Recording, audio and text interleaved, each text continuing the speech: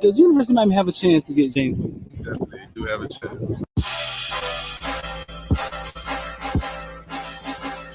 Welcome to South Florida. Yeah. Welcome to South Florida. Welcome to South Florida. Welcome to South Florida. When you on the field, is it pregame? Like, is it ever? Are you ever afraid? Does you ever feel fear, or do you ever feel pressure? Nervous. You ever feel pressure? Not one bit. None of that. No. Who's been your tough defender? Like, who's guarded you the tough? Yeah, who's the toughest person you play? I don't see nobody. I knew this. Nobody. Man. He was gonna give it the damn hood.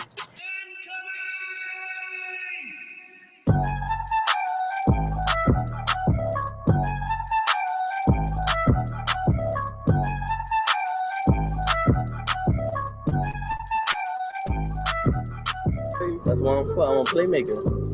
I love receiving. I love to catch the ball. I love to go over people's head. Yeah. So I just gotta do what I do.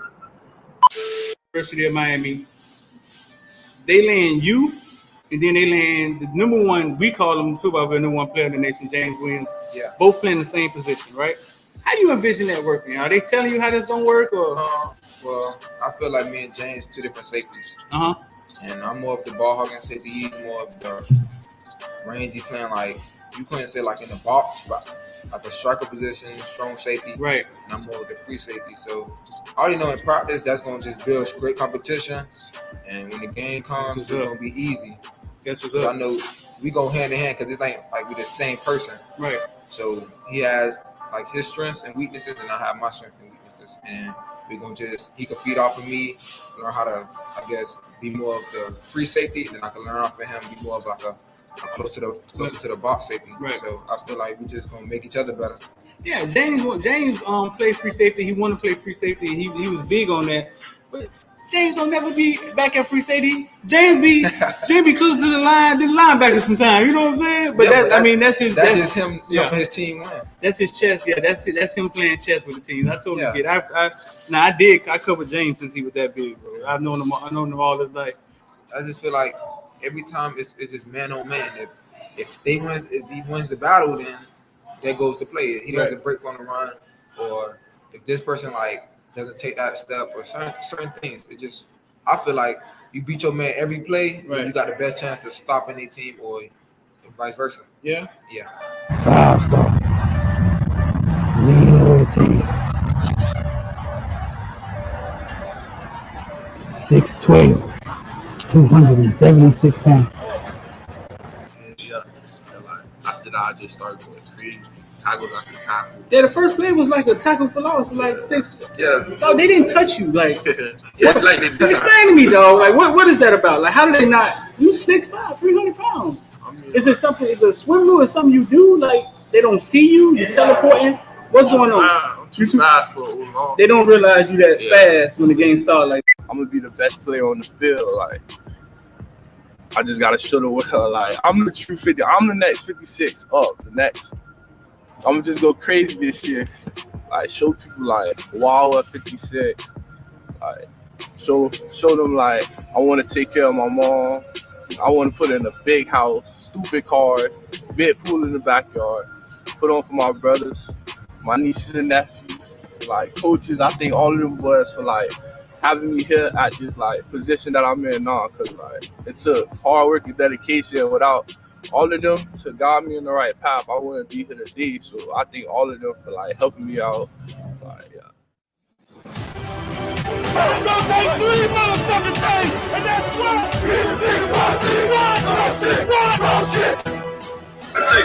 Big time players step up in big game. All the criticize and all that, over, baby. Big time players step up in big game.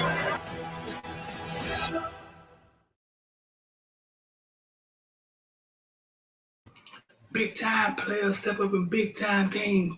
All the criticizing and all that. We might open up the phone lines in a little bit, bro. What's good, man? What's good, man? The day after, man. Day after, what's good? 786-405-9499. Y'all want to get down with IOD Squad. 786-405-9499. Y'all want to get down with IOD Squad. We're about to add some stuff to the IOD Squad. What's coming is credit repair. Do y'all know this girl? I know I'm on track. What is her name? Jessie Wu. Jessie Wu, 500,000 followers, little Haitian girl. She started right here in Miami, dog, covering youth football. She did. She started a very talented little girl. Started right here in Miami covering youth football. Jessie Wu. So 786-405-9499. We're finna get in here and talk, man. Got my folk with me. My folk with me again today. In the back, they'll be coming in soon, man. It's the day after, man. I know y'all woke up. Like, oh, damn, the Canes lost. The phone been ringing all day. Everybody want to talk. Everybody want to talk. Everybody got their own, what they think going on, doom and gloom. They ain't going to get better. So we're going to get in here, man. We're going to run it. Like I said, we may open up the phone lines a little later.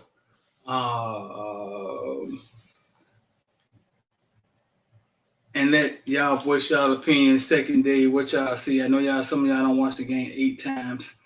But first of all, man, what about them Dolphins, man? Miami Dolphins are 3-0, dog. And that was a hard-fought game. I thought the kick in the booty was going to be it. I thought the punt in the booty, I thought it was all over when they punted the ball in the butt side. If y'all didn't watch the game, the punter had to punt with 10 yards instead of 15 yards because they were so close in the end zone, and he kicked the ball right into the back of the up man. And I thought that was going to come back and bite him, but it didn't. I think I got video of that right here somewhere, man. I thought it was going to come back and bite him, but it didn't, and they held on, and the Dolphins got a win, dog, and that puts them in I think, first place. They 3-0. All type of first time been 3-0 since. I don't know if it's real or it's fake with the Dolphins, but shout out to Tua, man. I always was a Tua fan. Here's the play right here.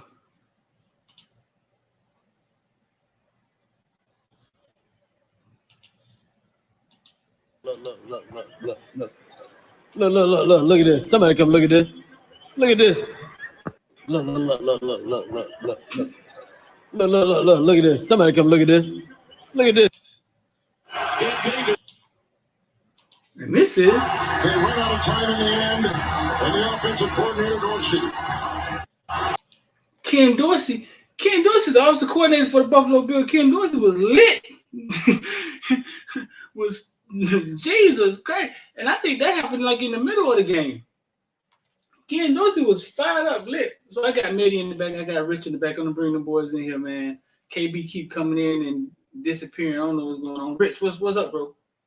Yo, what's going on? What's going on? Mitty, what's going on, bro?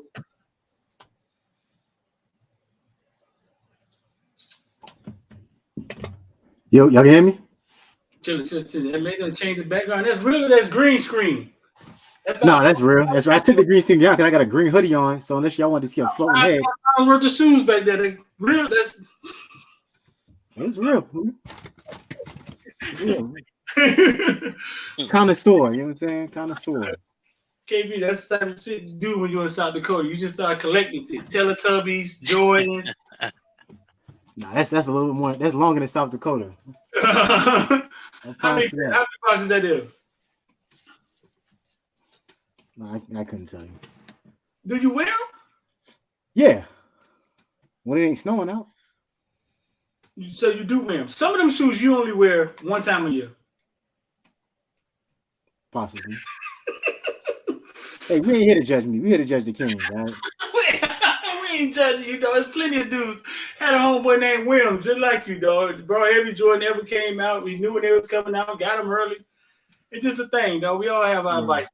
I'm slowing down. Man, I don't know. It's probably just my projection. When I was a kid, man, I couldn't afford none of this shit. So I got in the military, got a little bit of money. Especially as a young airman. Yeah, I was at the mall faithfully. I get it. 5 a.m. on Saturday, waiting in the parking lot. Yeah, they used to go down. KB, what's up? JB, you alive? Yeah, I'm good. What's going on? What's up, man? So yeah, man, y'all watch the Dolphin game? I saw the second half. Yeah, I'm watching fantasy. I got Water on my team, so Water score, right? Nah, he had a lot of yards though. Man, I put Devontae Smith in too, so yeah, that boy went crazy. Years ago when Ken Dorsey was at FIU, bro, Philip Buchanan used to tell me that Miami should hire him as their offensive coordinator. Because he just knew how hard he studied, how hard he worked. You know what I'm saying? Years ago. Now this man is Buffalo Bills OC. I don't think he called a great game for what's his name? I mean, but I think Isaiah from the crib, you're supposed to have football talent, so football IQ. You gotta know to get out of bounds. He was trying to juke somebody out their shoes and hit the sideline instead of just getting out, going for the field goal. Because the Dolphins getting what they wanted with the safety. You know what I'm saying? Man, punting the ball out to his teammates Amos. If you ever seen Isaiah McKenzie in person, if you ever saw him in person, you would be fucking amazed that he's in the NFL running around like that, bro. No, listen, he's a dude that comes home and lives in the gym. When I say live in the gym, I mean literally. Sleeps at American Heritage Gym, wake up, work out, fall asleep. Wake up, work out, fall asleep. Like literally, I'm talking about literally lives in the gym, fool. Crazy story, man. Life just geared around football, him and his grandma. That's a crazy story. Anybody, did y'all get anybody had the nuts to go and watch the game again, man? No. I was watching a lot. Nah. The what do you call it? The highlighted game or condensed game? Condensed game. You watching condensed game? Anybody got a different perspective than last night? Anybody got anything they want to add? I do. Okay, run it. So I wore this hoodie. Back when I used to do YouTube thing way back, this is like I stopped doing YouTube and Kane's content like the Mark Rick era because I got tired of people arguing with me about the legitimacy of our team. I mean, it ended up coming to fruition because Clemson mud stomped us in the ACC championship. But I just got tired of the toxicity that came with it. So I said, fucking quit. But I used to wear this hoodie on stream. You was early, bro. You was early. Oh, yeah.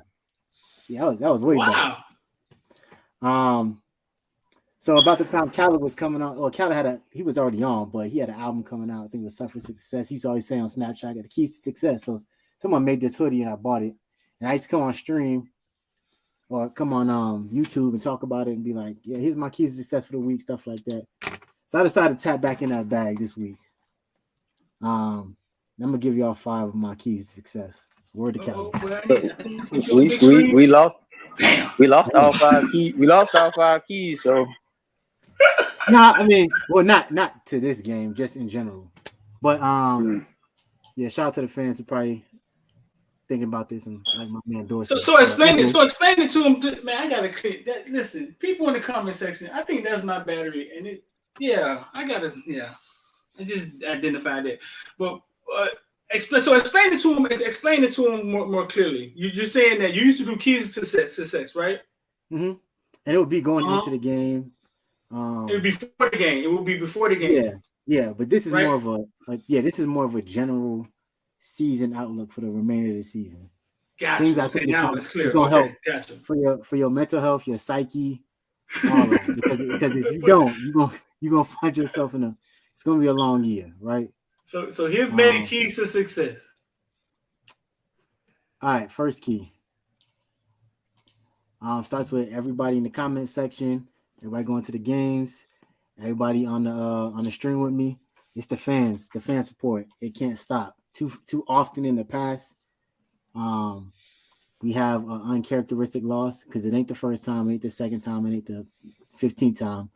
It's gonna happen, but we'll have some uncharacteristic loss, and then the fan support just plummets from there, and everybody starts, bailing on the team.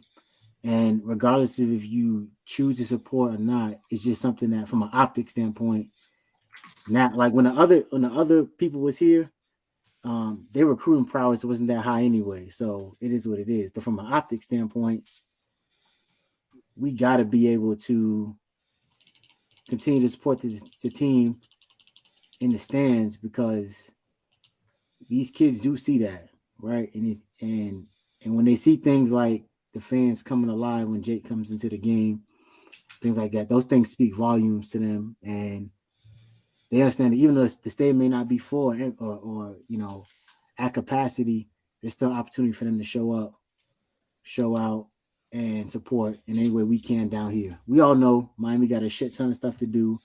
We're not like these butt-fuck college towns that have nothing to do, so you got to go to the game, diving through tables and tailgating and shit like that. So support going to be of the utmost importance. Second thing, understand the leverage points. What I mean by say leverage point, this loss is a leverage point, right? This is the type of shit that if we truly say the nightmare is over, yeah, this is a nightmarish ass scenario, right? But when we look back in perspective, 10,000 foot view, later on down the line, when we're looking at the entire time of Mario's tenure, we want to be sure that we're not placing emphasis on it and highlighting it just as like we did with the FIU thing. It's almost as if like when that FIU loss happened, that quietly later on became one of the things that they brought up when they talked about getting rid of Manny. And I think it was a leverage point for the administration to be like, we got to get somebody in here who's proven. Hence them bringing in Mario Cristobal. So we don't want that to happen again. I mean, that was great to get us Mario, but we don't want that happening again because, yeah, Steve said it, and I'm not completely agreeing with it, but it's going to be hard for the fan base to believe. It's going to be hard for the fan base to believe in. Shout out to the street. It's going to be hard for the fan base to believe that this team will ever get back to relevance if Mario don't get it done. Y'all seen the quote from Greg Rousseau, you know what I'm saying, talking about the last staff and the previous regime. He kind of understood that it probably was a shit show going on back there. What did he say? I sent it to you, Street. Did you? Yeah, I'll read it. Rome wasn't built in a day. I have all the belief in Mario Cristobal. He's the guy to turn the program around. But there's a culture that's embedded in the program from before. They're heading in the right direction, as crazy as it sounds. Weird. Where have I heard that before? Oh, I know me. Anywho, that leverage point, this is it, right? This is where you build from. People looking at this, yeah. I see Kelvin Harris coming on Twitter. We left start college football right now. Florida State finally ranked. They probably gonna throw that shit on our face. It gives you something to build from, right? From a mentality standpoint. Because this team, once again, and I said this, the hangover effect, Street, you said it, the not knowing how to win in your story from yesterday, all those things are imperative to make shitty teams become better. Like you have to go through those experiences. You can't cheat that part of the journey. You can't. I think unrealistically, the fan base all thought that Mark gonna show up and shit gonna be different from day one. And I thought it. I'm sure Rich thought it. Kyle, you. And in reality, that was the wrong mindset because that shit is not gonna work. It's not gonna. It can't be like that, right? So, Greg is right. Rome wasn't built in a day. And if it was, if life and journeys was that simple, then it is what it is. But it's not. So we got to continue to use this as a leverage point, get better, push forward. Third point, I think this is probably the most obvious one. I think we all kind of looked at what you have eloquently called the Avengers of coaching staff and said, it's the best coaching staff we ever had. And on paper it is, but that's on paper. Third point is we got to coach better. Period. Mario said it. Everybody else said it. It seems to be in the last 2 weeks an ongoing trend, and I'm tired of hearing, quite frankly. Stop talking about this shit. Just do it. Coach better. Be better. Coach better.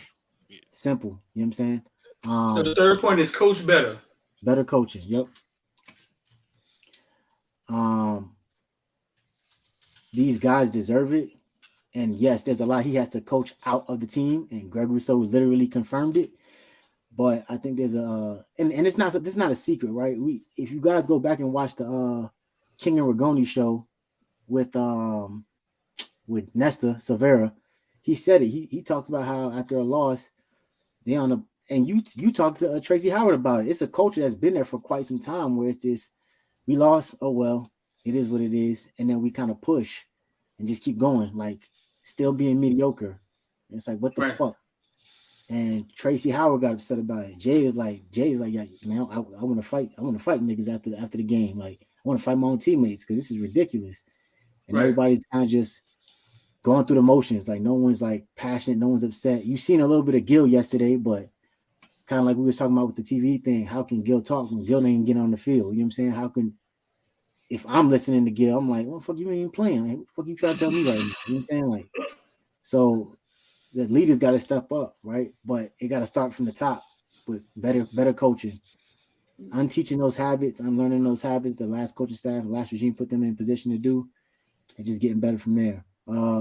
Fourth one, I only got 5, so this will be one of the last 2. Like I kind of alluded to yesterday, make the decision, and stick with it. If you're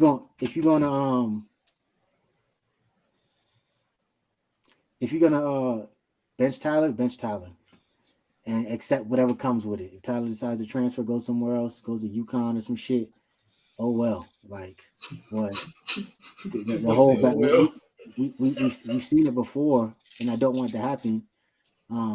As recent as the last time I was doing YouTube content was, the Jaron Williams and N'Kosi Perry and all that shit. Like, make a decision, stick with it. The whole back and forth thing, like that shit just divides locker rooms, like we alluded to yesterday. And I don't know, but I'm hearing a little bit of that too, bro. Now that you said it, I'm hearing a little bit dividing the locker room divided. Oh yeah, people fussing, no trust. But I think all of that's obvious when a new coach come in. Yeah. We just thought Mario was God and he wasn't gonna have to deal with that, but he's a mere mortal like the rest of us.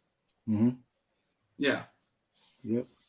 And the last one, this one's another one for the fans. I know the space is gonna happen. The Canes and Filters. What was number 4? My bad. What was number 4? My bad. Make the decision and stick with it.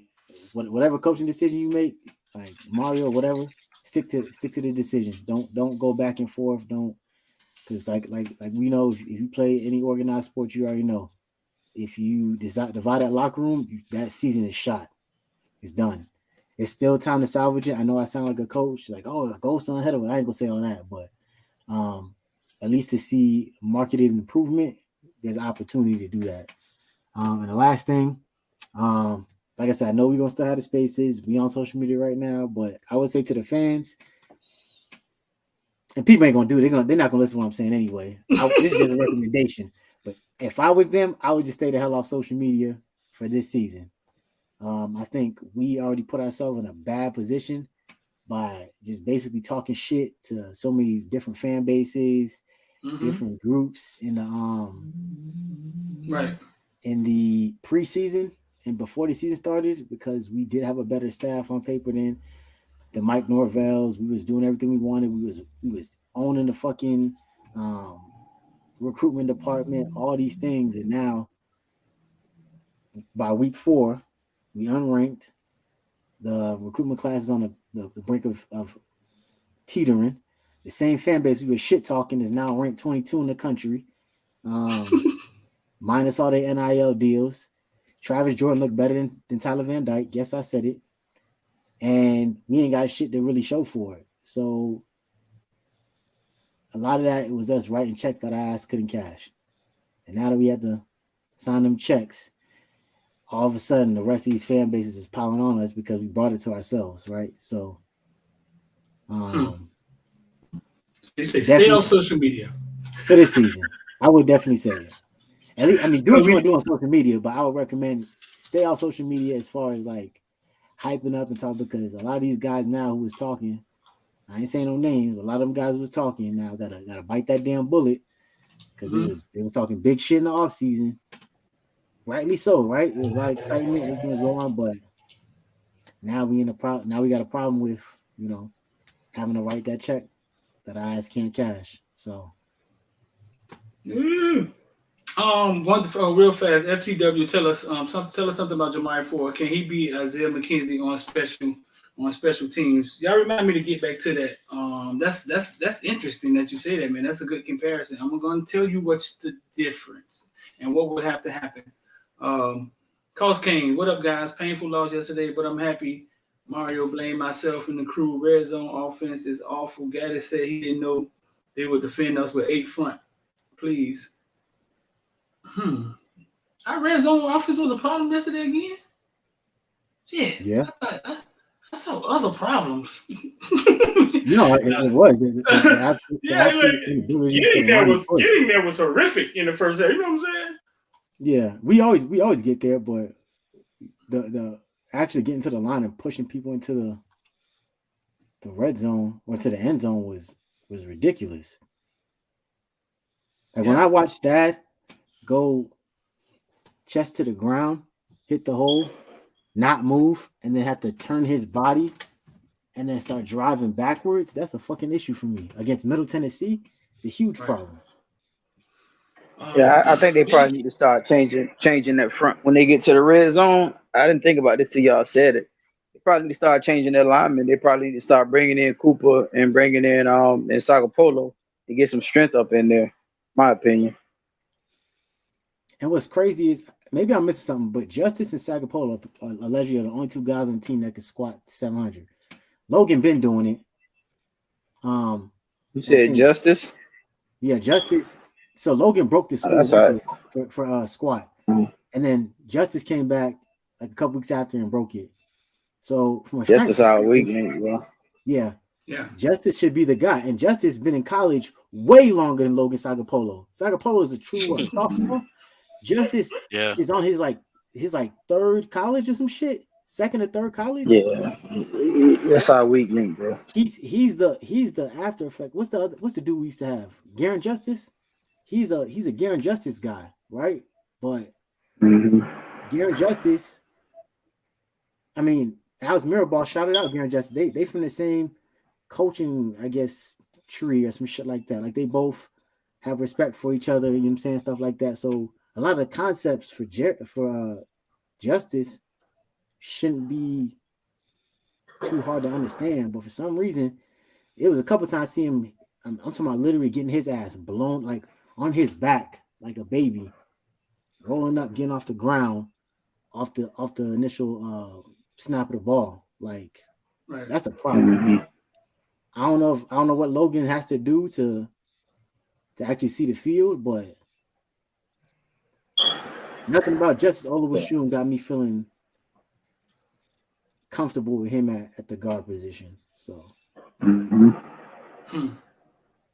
Yeah, so now one thing I hit on when you're talking about I said people all asking, oh man, I thought you said the King were back, the nightmare is over. And when I listen to him say that, I can't rebuttal because I guess people are instant microwave people. So when I'm saying listen, bro, the nightmare is over. The nightmare is over. Now I've said it to y'all straight up. Like the nightmare is over. The problem that was wrong with the Canes has been fixed. I've been saying this since Mario got here. My fault for not saying that it ain't instantly going to work this year and it's going to change. No, that's never what I meant. You know what I'm saying?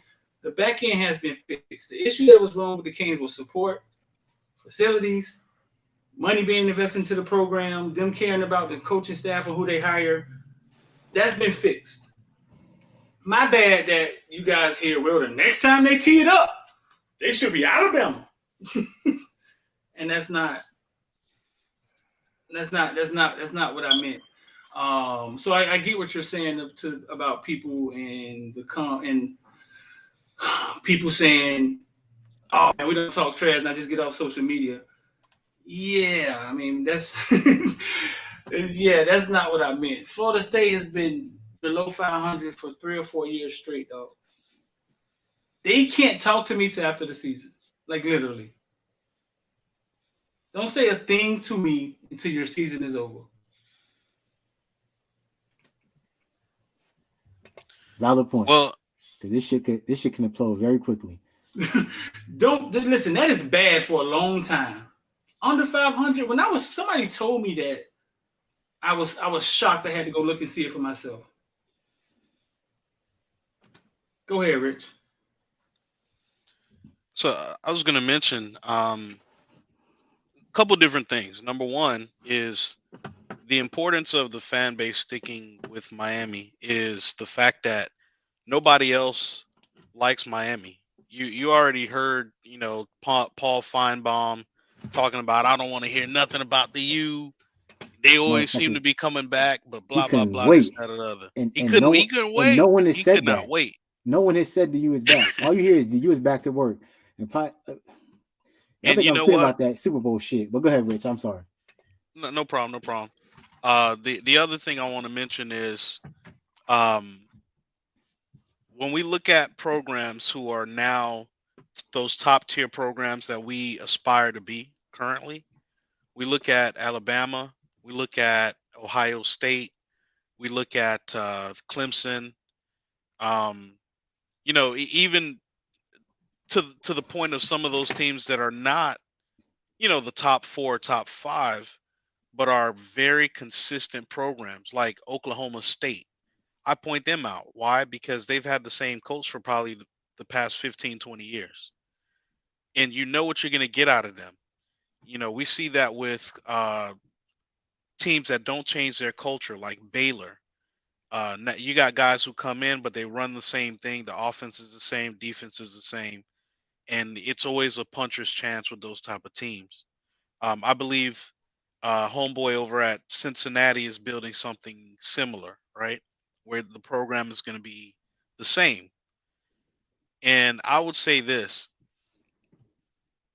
at some point, the fan base has to say, you know what, we're going to burn the ships, right? Where the only way that we are going to retreat is if we get on our own ships back, or we get on our opponent's ship back, right? Meaning we got to kick their ass. We gotta kick Alabama's ass, and then we can start talking shit. And I say that because the process with Clemson, I saw that, before my eyes. I went to games. I was there when that transition happened, when um, Dabo became the coach, and it was a very similar thing where they lost badly, and then they went ahead and fired the coach, and Dabo became the interim coach and then the head coach. And one of the first things that Dabo did was he started to get the trenches better. He didn't go after Florida players immediately because they wasn't coming to Clemson anyway. But he got the trenches better first. He got it to the point where if you're a top flight D lineman in North Carolina or South Carolina or Georgia, you considered coming to Clemson first. He also went ahead and got the AD on his side, where if they needed funding for something, they figured out how to get the funding to continue to build their stadium so that they can have, an 80,000 plus crowd as well, just like a lot of those small town type schools do. So that was the first thing, getting the facilities up to par and getting the trenches where it needed to be. The third thing was finding opponents that were a little bit better than you, and putting them on your game, your list of opponents on a yearly basis, so that way you could show people that you're improving. He didn't schedule games with Alabama at first. He scheduled games with a 8, 9, 10 win Georgia team first, right? And they had a home and home series. He scheduled games with Auburn when Auburn was good, and they went back and forth, right? That way folks can see that process. Those people who used to talk about Clemsoning. It was so funny because I saw in some chat where somebody was like, before this Wake Forest game, they're like, oh, I guess we're gonna bring back Clemsoning. And Clemson shut that noise up real quick because they know how to win. And you got to understand that it's a process. The one thing that is different with Miami, and we all know it, and it's the fact that we're in a hotbed of talent. So it's not like you're in South Carolina where the kids don't have nothing to do, or A&M. You are in a place where, I mean, heck, you could throw a rock, 50 meters down the street, and hit a 4-star recruit. So I know that a lot of folks are like, you know, what's the problem? Especially when you got all these players that you can just go get at your whim. Well, you gotta create a culture where they actually like the Hurricanes again. So that's one thing, and that's going to come from the fans supporting, and it's also going to come from really having outreach in the community, right? And it's also going to come from instilling that mindset in the kids, like a Ray has, right? Where once again, you burn the ships, where you're like, you know, it'll be nice to go to Ohio State. It'll be nice to go to Alabama and sit on the bench for 3 years before I play it down. It would be nice to go to Texas and get that NIL money, but I'm gonna stay right here until we win a natty, and I'm gonna invest in the program. So, but you only get kids to do that if they truly love the program. So it's just like people, Miami Dolphins, right? A lot of folks find it hard to be Dolphin fans because Dolphins have been doing dumb shit for a very long time. So it's hard, even if you're from here, you're like, well, damn, I I don't necessarily root for the Dolphins. I root for the Heat though, and I root for the Hurricanes because everybody does. That's in our, that 25 and older crowd. But we got to establish that same type of mentality with the kids that are younger, so that way they want to come here, and for them to understand, there's still some tweaks that has to be made. I did like that energy coming out right after the series with Garcia. You saw a little bit of energy on defense, and that's the thing. When you are motivated, you can make things happen sometimes when you're externally motivated. But when you get it internally, where you're like, I'm gonna beat my man on every play. I don't care who I'm playing. I don't care if I'm playing House of the Blind or if I'm playing Alabama and Alabama's cousin. I don't care. It don't matter because they put their pants on the same way, and I'm coming out here and they gonna get this work. When you get the mentality of the program to that standard, it's not. None of these games are gonna matter because you're gonna steamroll all of them because that's what you want to do. You're gonna say to yourself, I want to put up 100 against Middle Tennessee. You think Why not? building? You think Dabo building Clemson? It's the same thing as Mario coming back to Miami. Clemson had never won shit. He Clemson had never won shit. He didn't have any. There was no expectations there. There was no. True, but the process is the same, right? So first and foremost, you can't be getting pushed around in the trenches. You cannot be getting pushed around in the trenches, period. That's the first thing that Clemson did was they got great guys in the trenches. Then it's not like back in the day in the 80s and the 90s where you could where your weight room could be inside of a trailer and dude's gonna be like, yeah, it don't matter where we practice at, it don't matter. Nah, it's not like that. So the other part was getting top tier facilities because that's what kids care about, because kids realize now, especially with NIL, they like, man, this is a full-time job. I'm in the weight room, just like you talked about Isaiah McKenzie. I'm in the weight room and with the trainers and in the football facilities more than I'm actually in class. Right. So if that stuff is not up to par, I mean, you're competing against people who are putting hundreds of millions of dollars in their program. So you got to do the same damn thing. And the return on investment is what? Is the kids feeling like they're appreciated when they come to your school. Clemson got a damn slide in there, right? They got all type of stuff inside of their facility. Mario so at that point, Mario called that McDonald's building He called it McDonald's building the playground. Yeah. That's what he calls. Well, that's what he calls the facilities. It's like McDonald's building the playground. One time, Cost Kane said, "You correct, Street. Some of the problems is fixed up top, but we have to be more patient and roll with the team." Yeah, bro. Like I had so many people say, "Man, I thought you said." I was like, I'm not backpedaling on what I said. I know what I said. I said the problems have been fixed. If you know anything about sports and losing for 15 years, you know for a fact, yeah, he could come in here and get lucky and lose only 2 games and win the ACC championship. He could. But changing the culture and new coaches coming in and no players transferring out, all those players actually staying that we thought players would transfer out when Mario got here and seek shelter, but they didn't. And now you're going to get the same thing every college coach get. You're mixing the new with the old, and they're going to have to deal with that whole fight. Jake wants to throw to Romello. Tyler wants to throw to Redding. You know what I'm saying? That whole age-old thing that happens in every program. Because we're hearing there's a little fight, a little disdain in the locker room. But, man, that's just a locker room. KB, what's up, That's bro? fine. Yeah, it's good. Go ahead, Rich. No, I was just going to mention real quick.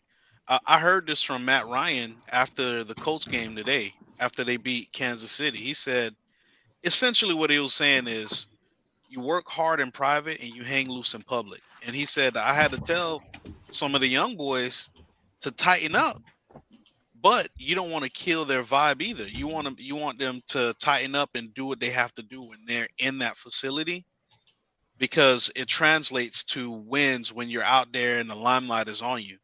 And he had to have them understand that. Not saying that nobody's working hard, but when you have 1 or 2 receivers who are dogs and do what they have to do, and then everybody else is not a dog, or other people are not catching, catches off the jugs machines after practice because they're not juniors or seniors, that's bullshit.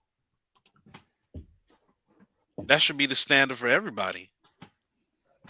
If you're not a 100-yard-a-game receiver, that should be the standard for everybody. If you're not a 100-yard back, that got to be the standard for everybody.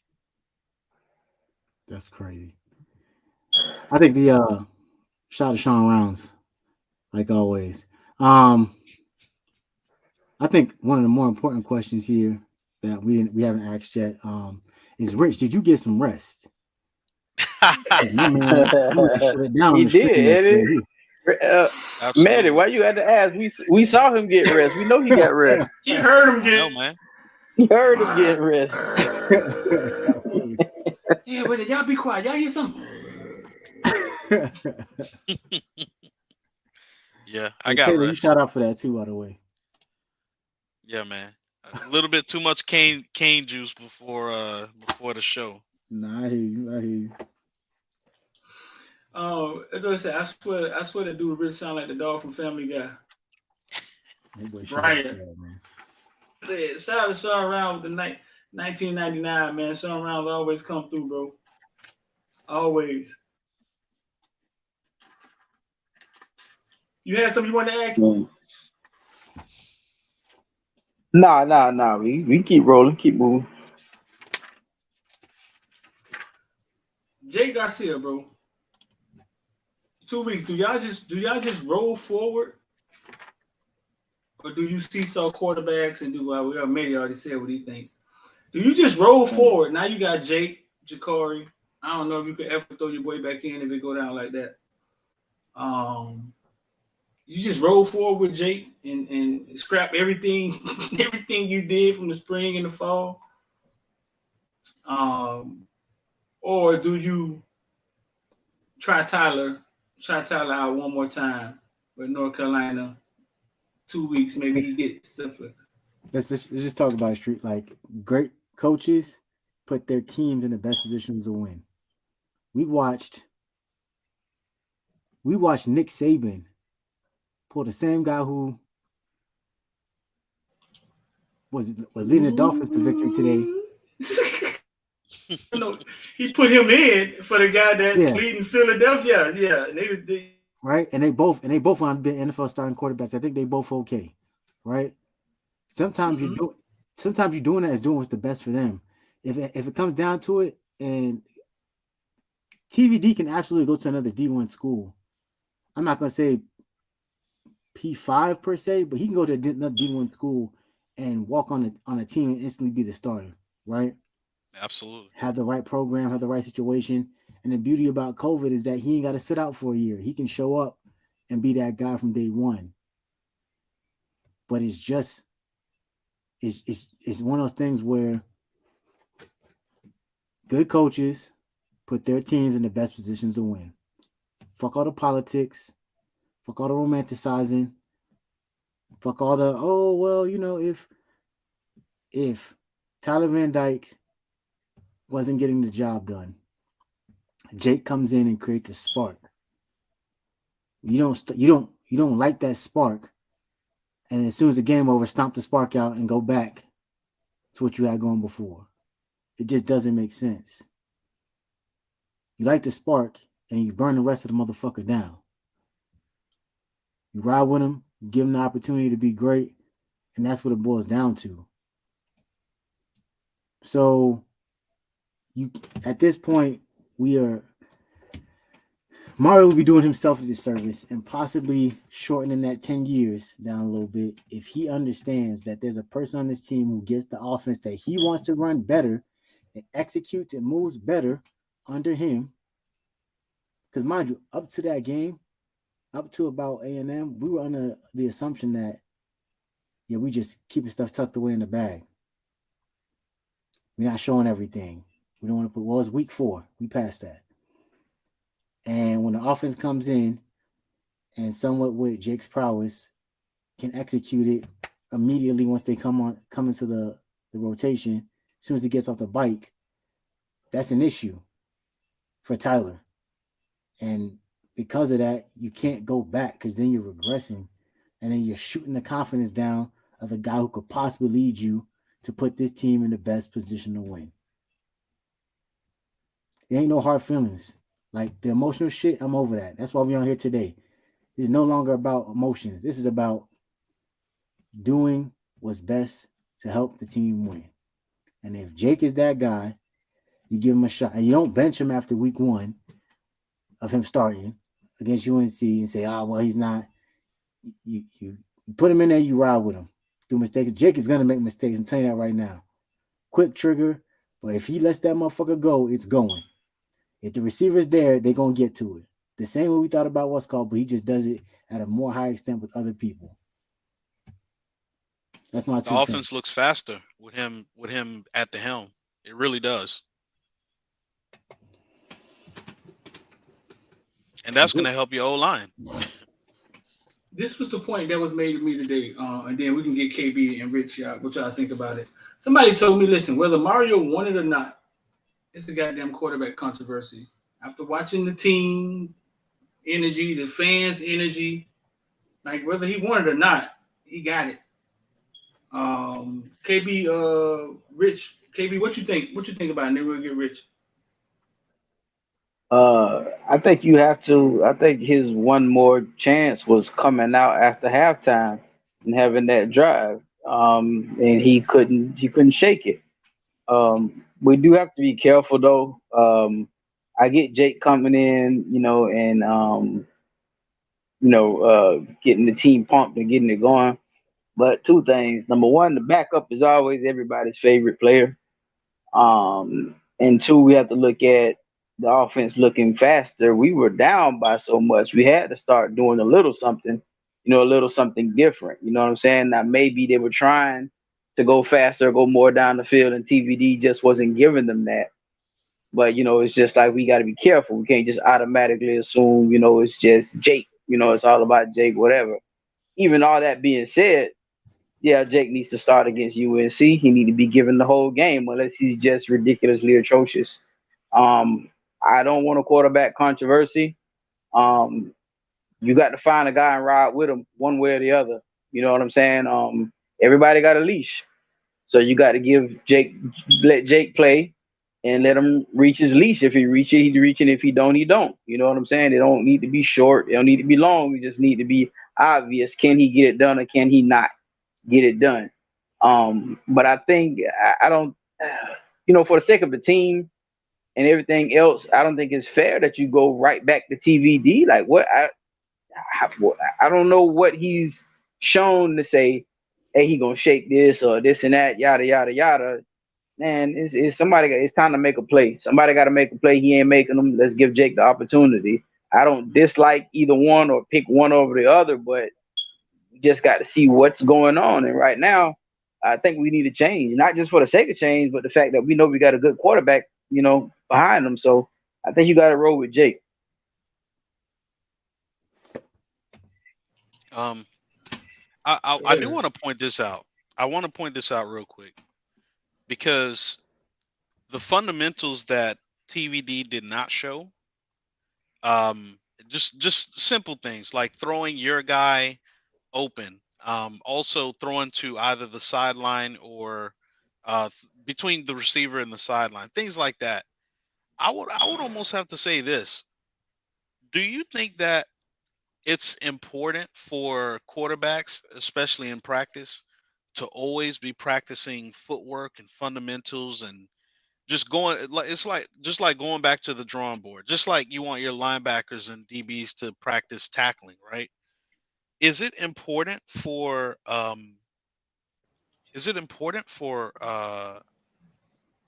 the same thing to happen for quarterbacks, like for you to always be practicing fundamentals all the time?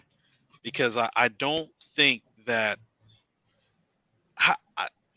and this is just me and everybody else, how can a guy who seemed like he had fundamentals, seemed like he knew what he was doing at the quarterback position the year before, I know that he stares down receivers. Once again, that's a practice thing.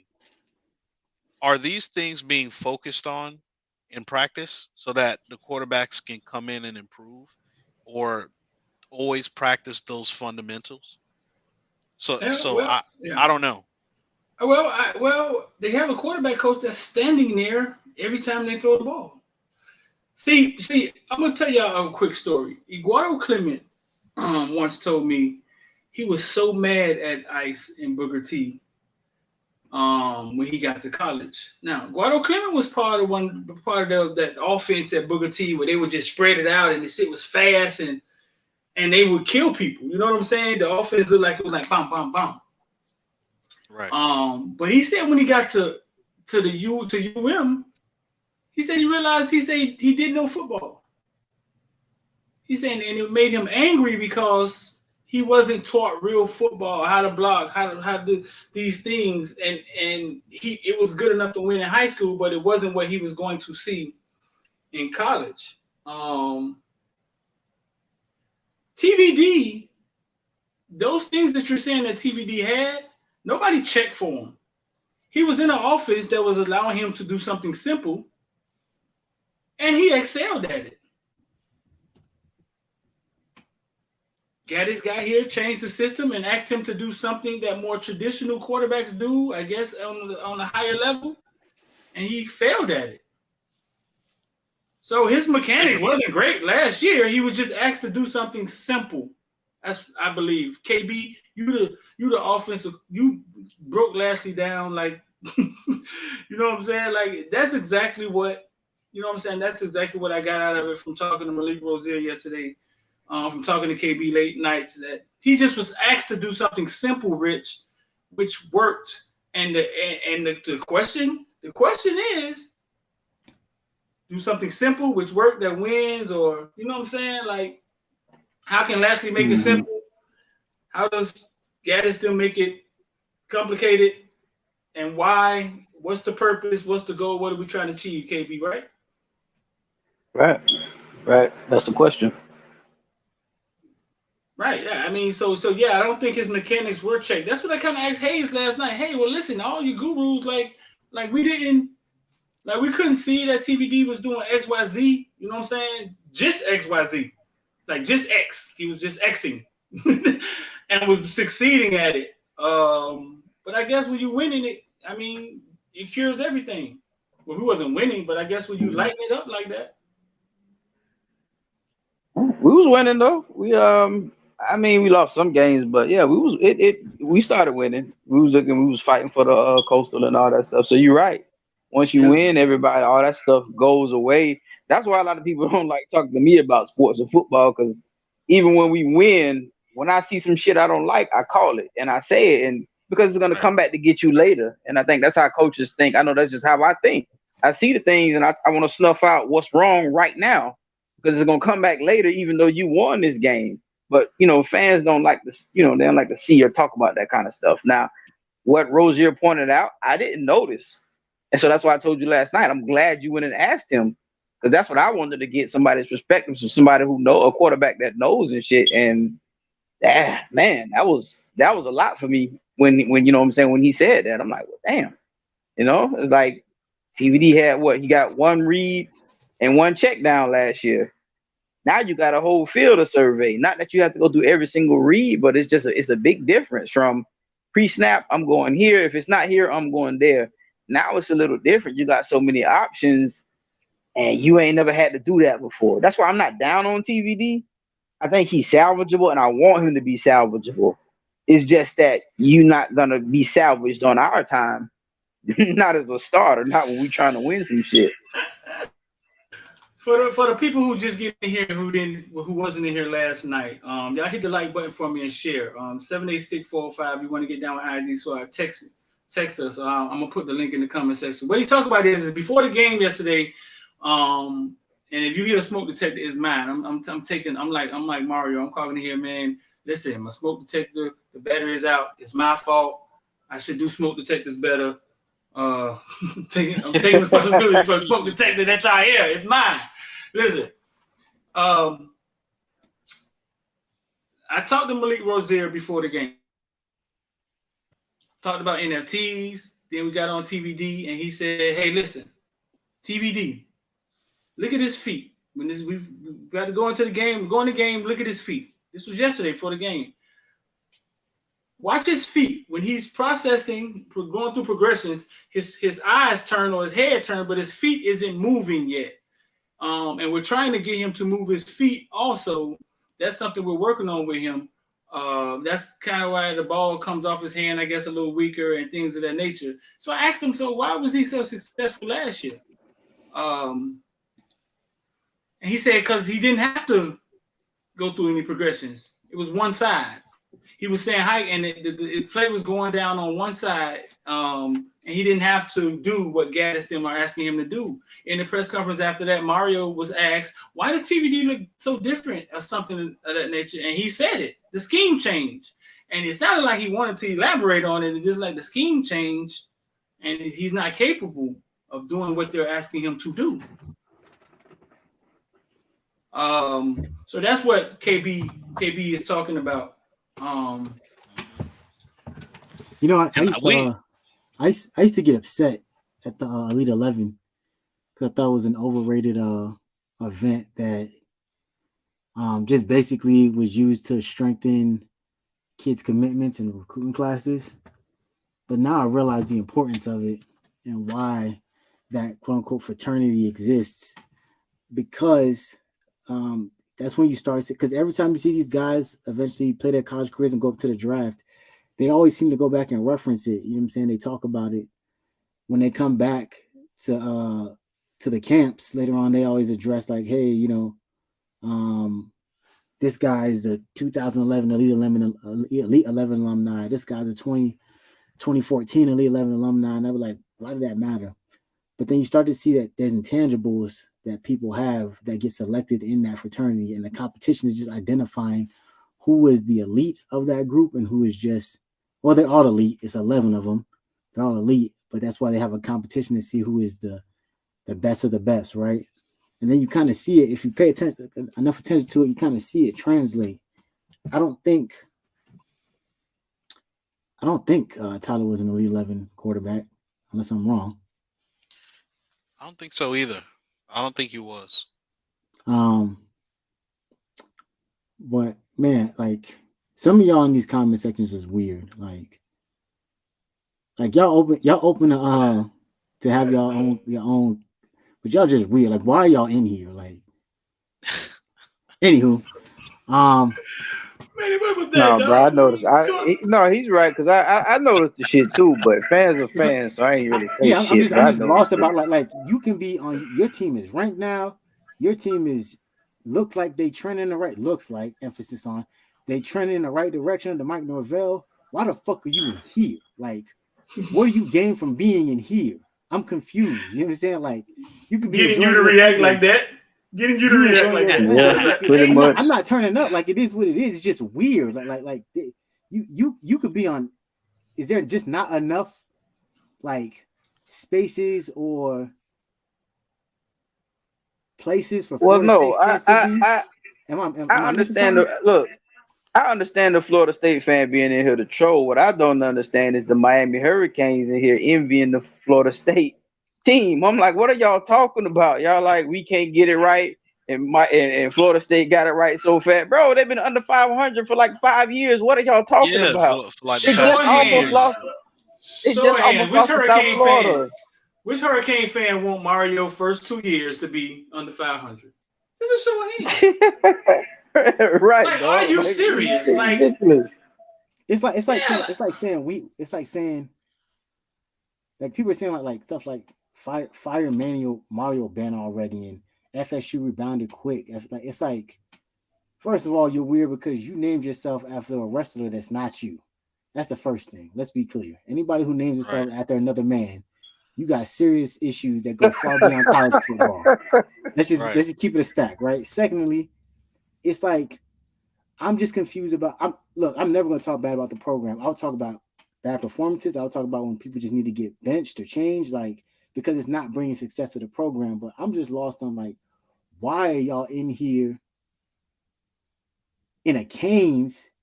Clearly a Canes. We not in here crying or bitching about like for Manny, for Mario. We're not doing any of that. We here talking about constructive ways to get better in this season. I ain't never been. Well, first of all, I never go into Florida State spaces because I don't care about Florida State. Does that make sense? Like if I don't like something, I'm not going to indulge myself. But if I'm not a far right wing, supremacist that believes in being a MAGA and a rhino and stuff like that, I'm not going to go indulge myself in those spaces being like, and I don't subscribe to any politics, but I'm not going to go into that space and just start talking about the other side. For my I don't know. Maybe I'm just But real quick, I like what Cynthia Wilcox just said. She said because it looks like you're a winning team, but they need South. Your winning teams. What she's basically saying is your winning teams need South Florida kids, and that's why nobody likes Miami in general, and that's why everybody gangs up against Miami, and that's 100% fact. So this is what I decipher from what she's saying, but it's 100% fact. Like, so fans, you got to realize that Florida State sat there and kept a coach that when you look at the coach previously, the man was there for a year and a half and had a better record. They kept the coach that had a losing record. And even Jordan Travis, when he started, was trash. Right? And here's the crazy part. Jordan Travis is still not Jake Garcia. Hell, Jordan Travis is not TVD. So if you a receiving recruit, you can't. What can you say? You're gonna go catch passes from Jordan Travis. Well, I think Jordan's probably leaving after this year. I don't Exactly. I don't feel he would stay there, but even so, something Hakeem saw. Even though we're not convinced that he's going to stay committed to that, it's something that Hakeem saw that made him commit to him earlier this week. I don't really care about Hakeem, if I'm being honest. I think they're bigger fish to fry. My whole thing is, I can't subscribe to the idea of entering into other spaces to talk about your team in a space that is not supporting your team. Right. Like nobody in here is talking. Yeah. We're not talking about FSU and how much better they are. We don't care about FSU. Listen, we giving them way too much energy. Fuck them. It's weird. Right. This is I do want to address this point weird. right here because I keep seeing this and I keep seeing this and I think people are subscribing to that one dude Zach whatever the fuck his name is, Zach Woman Beater, because people are still convinced that this is a Gaddis problem, and I'm trying to understand how we keep falling, and it got to be because they listen to outside sources. They listen to the burnt Michigan fans. They listen to the guys who the burnt and hurt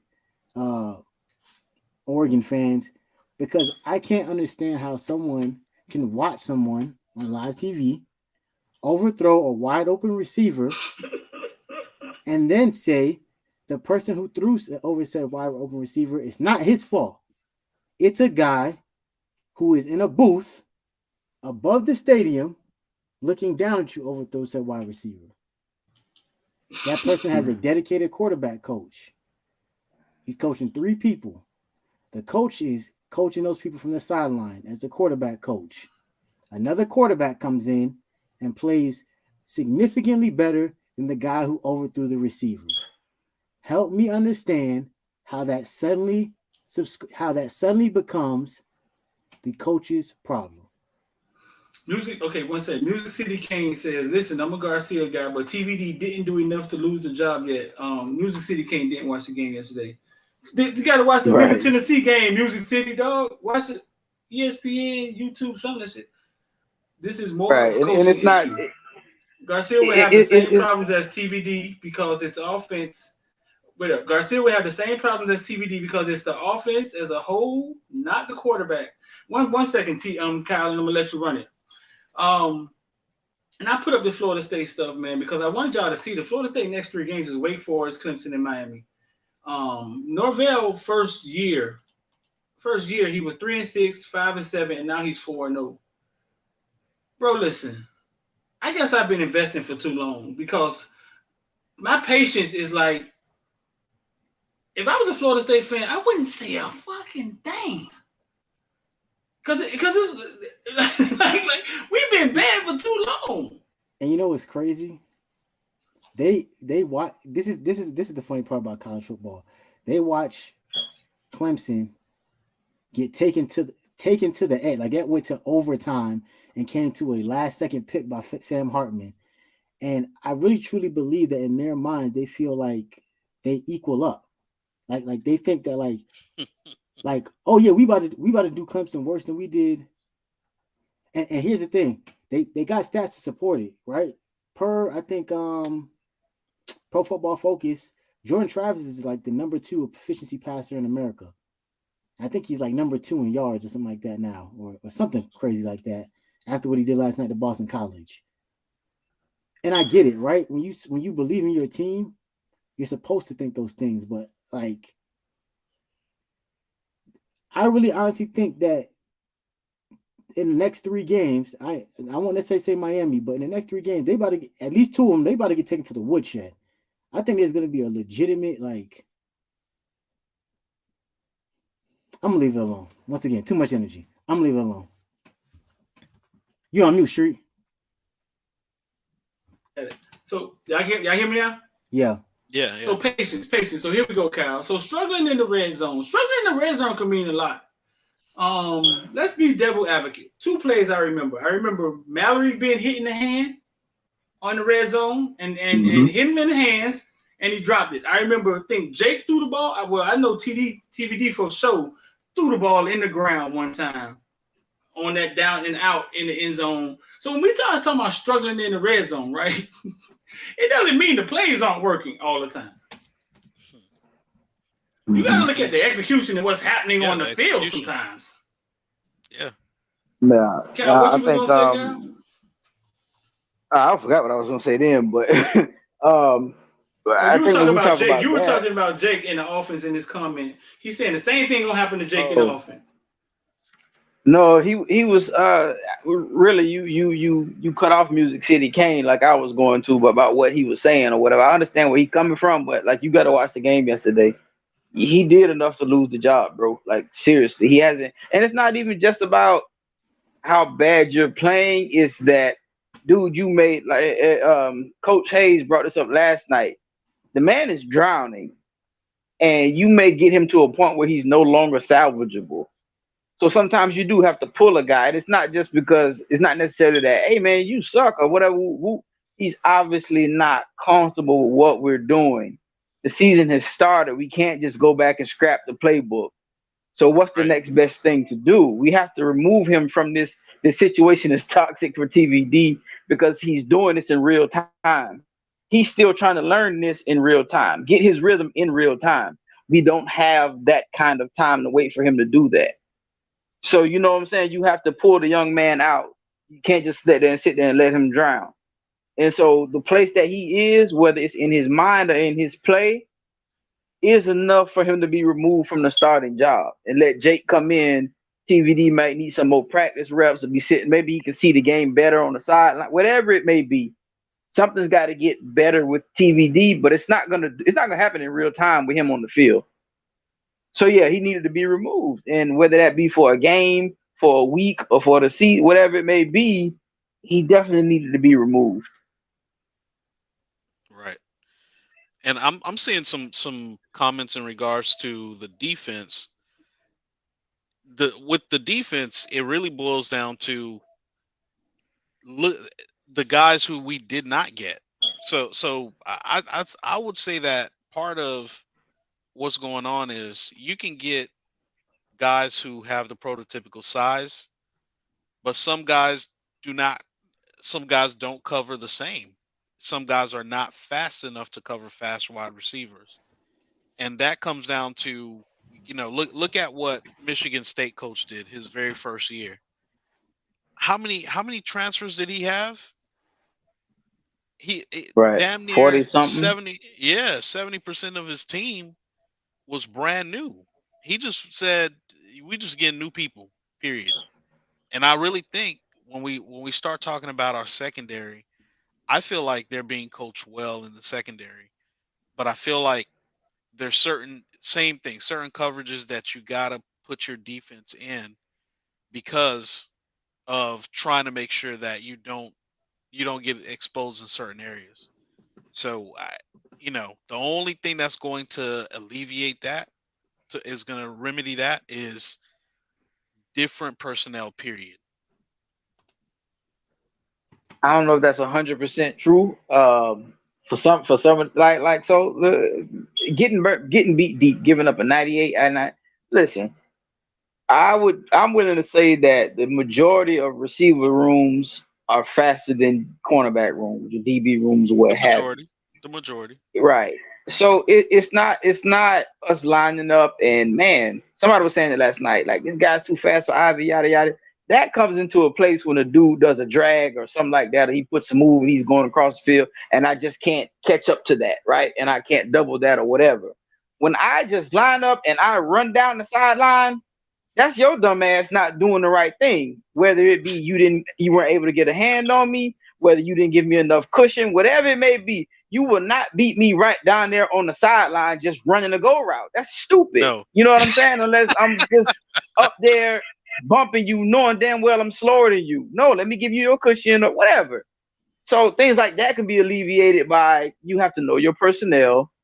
But also sometimes your personnel is just not doing what they're supposed to do. And what I've said about Ivan for years is his awareness is so weak. You know what I'm saying? He should have known I'm not letting this guy get behind me. Forget, especially where they at. We talking down in distance. They up there near their goal line, whatever. Hey, look, my job ain't to come up there and make tackles. I mean, it is, but you know what I'm saying. I'm a corner. I need to cover first. Let me make sure my job is done, and let me let Corey Flagg and the rest of them worry about them running the ball and getting off the goal line. I'm gonna come up for run support, but I'm the last man in run support. I'm not a safety. I'm not a linebacker. So some of that comes down to just players not thinking. It's the simple things. It ain't about this man being better than me. It's the simple shit. Well, that's what I'm saying. Like if you see a wide receiver who's 5'7", 155 pounds, and he's starting for any college level program, bro, he may not have the height, but there's a reason why he on the field. I'm gonna give that man a little bit of respect before I sit there and look stupid on national television.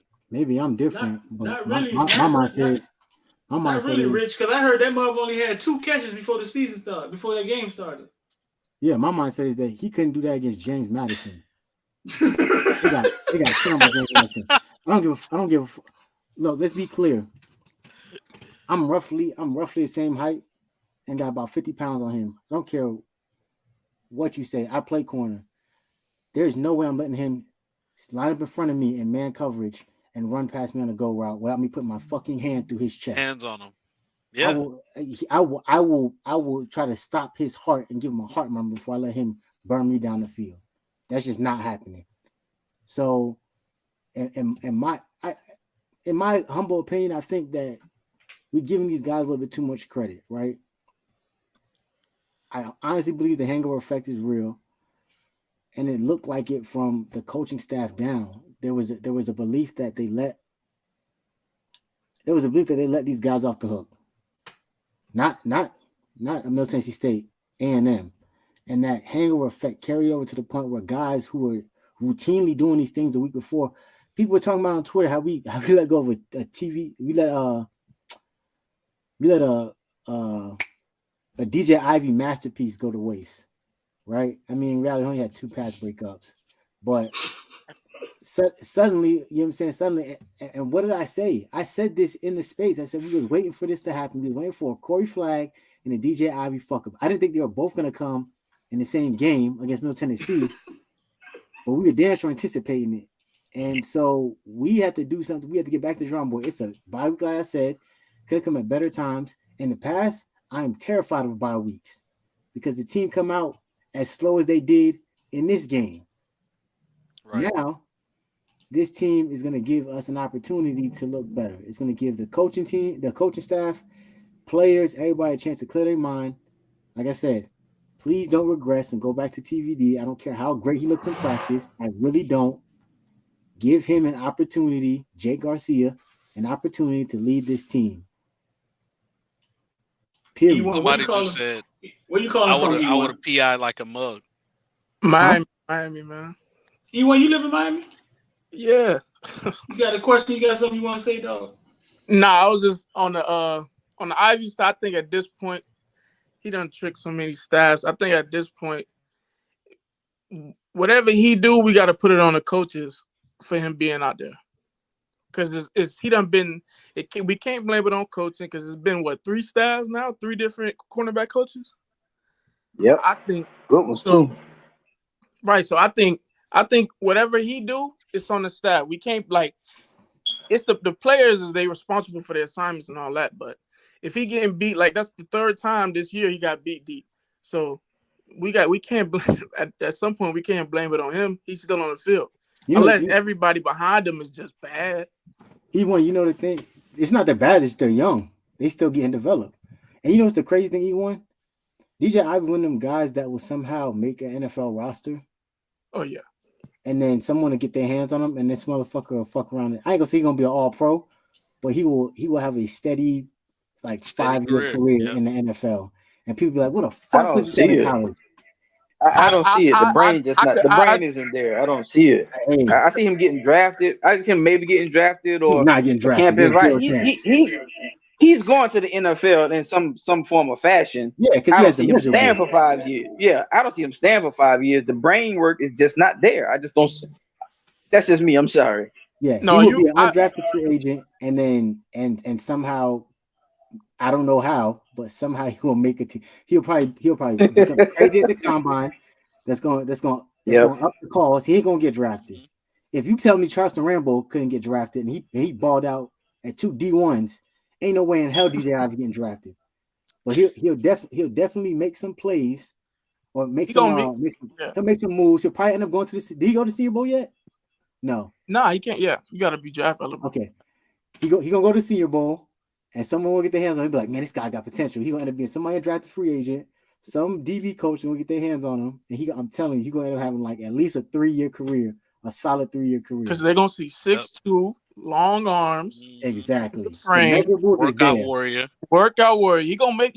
I wouldn't be surprised he make a roster. I don't know. I'll agree with Kyle. I don't know how long he gonna stay in the league, but he gonna make a roster. Just He's like not getting drafted. That's He you is. guys shut that shit down. You can forget that. Foul Zero out for percent Cause chance. Kane. Wait 1 second. Cause Kane say, should we have blitz? Seems like we don't do that. Should we be blitzing more, man? We did blitz, and you know what happened? The one time we blitzed, Corey Flag hit the stunt, hit the outside, and the receiver and the quarterback ran right at the damn middle. He hit the wrong It's hole. not his fault. He doing what Steele told him to do, but alpha linebackers who understand football understand that, like, yeah, I was told to do this, but common sense says there's a gap integrity now, because whatever underneath defensive lineman hit the inside of the stunt, they got jammed up by two people. Corey Flag found the gap, but when he hit the gap, the dude went straight at the fucking field. The quarterback, I think that's when he ran it in. What I would say about Flag, I think Flag get too much hate. I ain't saying he did linebacker. I think he gets, especially this year. I would say like he's been solid. Now, I'm not saying he should be on the field or whatever, but he's been solid. But him, in comparison to Ivy. Oh no. Well, no, I think comparison overall, I think Flag has been consistent. He has bad plays. It seems like everybody noticed his bad plays more than everybody else bad plays. That would have seemed. I agree. Because the linebacker is the quarterback of the defense. So everything. Yeah, that's true. That's true. But if and you line everybody up, that's true. But a lot of people, I think the other linebackers deserve this. What he getting? I think Steed and them. I think he deserve what Flag getting. And was still not a heavy blitz defensive coordinator. He blitz if he have to. Like if you're not getting pressure, then we blitz. Like if you see him blitzing, that mean if it ain't third down, that mean we can't get pressure on the quarterback before. So let me say this about everybody in the comments, because they're talking about Ivy, and I guess they don't see how we're saying Ivy's gonna make the league or whatever.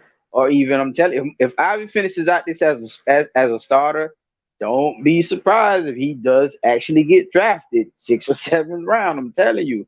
But the thing is, guys, it's not about how good a guy may or may not be. We're judging this based on how the draft works and how those guys think. No, he shouldn't be drafted. Maybe not even the camp invite. But the only player that we got drafted last year should not have been drafted. And when everybody in the group me was talking about Rambo first round, I said no. I said Rambo might make a 5th round. They were like, "Oh man, you crazy, Rambo? He's playing like this. He's gonna be no. He's gonna be maybe a 5th. It's not about your production. It's about we're just talking about how the draft works, how teams work." And I said that with Rousseau. I said Rousseau might have cost himself the 1st round last year. People looked at me like I was crazy. I said, man, he don't put on 1 year of film. I say I ain't gonna say he should have came back, but just that extra year would have solidified it. I say so it may be a little dicey. People was like, nah, he's a lottery pick. He's a lottery pick. And I'd be damned if that man didn't almost fall out the 1st round. It's not about necessarily what you do. It's just the way those guys think in the draft. That's why we saying I was gonna be on somebody's damn team for 2 or 3 years at least. I don't think 5. I give them 2 or 3 training camps. Because the NFL is projecting what you could be. They projecting. So when they see Ivy 6'2", maybe 6'1.5", 1'9", like he the perfect corner prototype. Yep. So what they do in today's offense. Yeah. Yeah, so they're gonna see if they could do something with him. Not saying even if he don't, if somebody might take a flyer like last pick, 6th round, they might know what. Let's see. Even like guys like Rousseau sitting out a year, right? You can't teach 6'7" long arms, a bend, like, and so even when he sat out production, he still ended up and he's the type of guy that dwarfs a guy like Jalen Phillips, who was also a 1st round draft pick, right? It's one of those things where it's like these scouts understand that people get bad coaching. They know, and that's what the whole purpose of the Senior Bowl is, that they go and tap in and see, okay, who's the guys that we can kind of like see, like you was probably on a shit team, but if we get you around some of these NFL coaches, NFL staffs, we can see like what potential you have. That's the whole purpose of the Senior Bowl. It's because they understand some of these coaches don't know what the fuck they talking about, what they doing when they train these guys. But when they end up getting them in a position where it's like, hey, let me see you flash. Next thing you know, you see them reports start coming out, stock up, stock down, who made money today. Then they wait for the combine. The combine is then solidifying that the measurables that we think you have and what we've seen from the Senior Bowl film, we think you can actually do that in the NFL. and the combine solidifies that. By no means is anybody saying that like these guys. It's just time after time we've seen these kind of guys. Look at the number 1 pick just last year. Number 1 pick, I think he had like 4 sacks in college, and he went number 1 overall. Who was it? Trayvon, the DN from Georgia, Trayvon Walker. Yeah.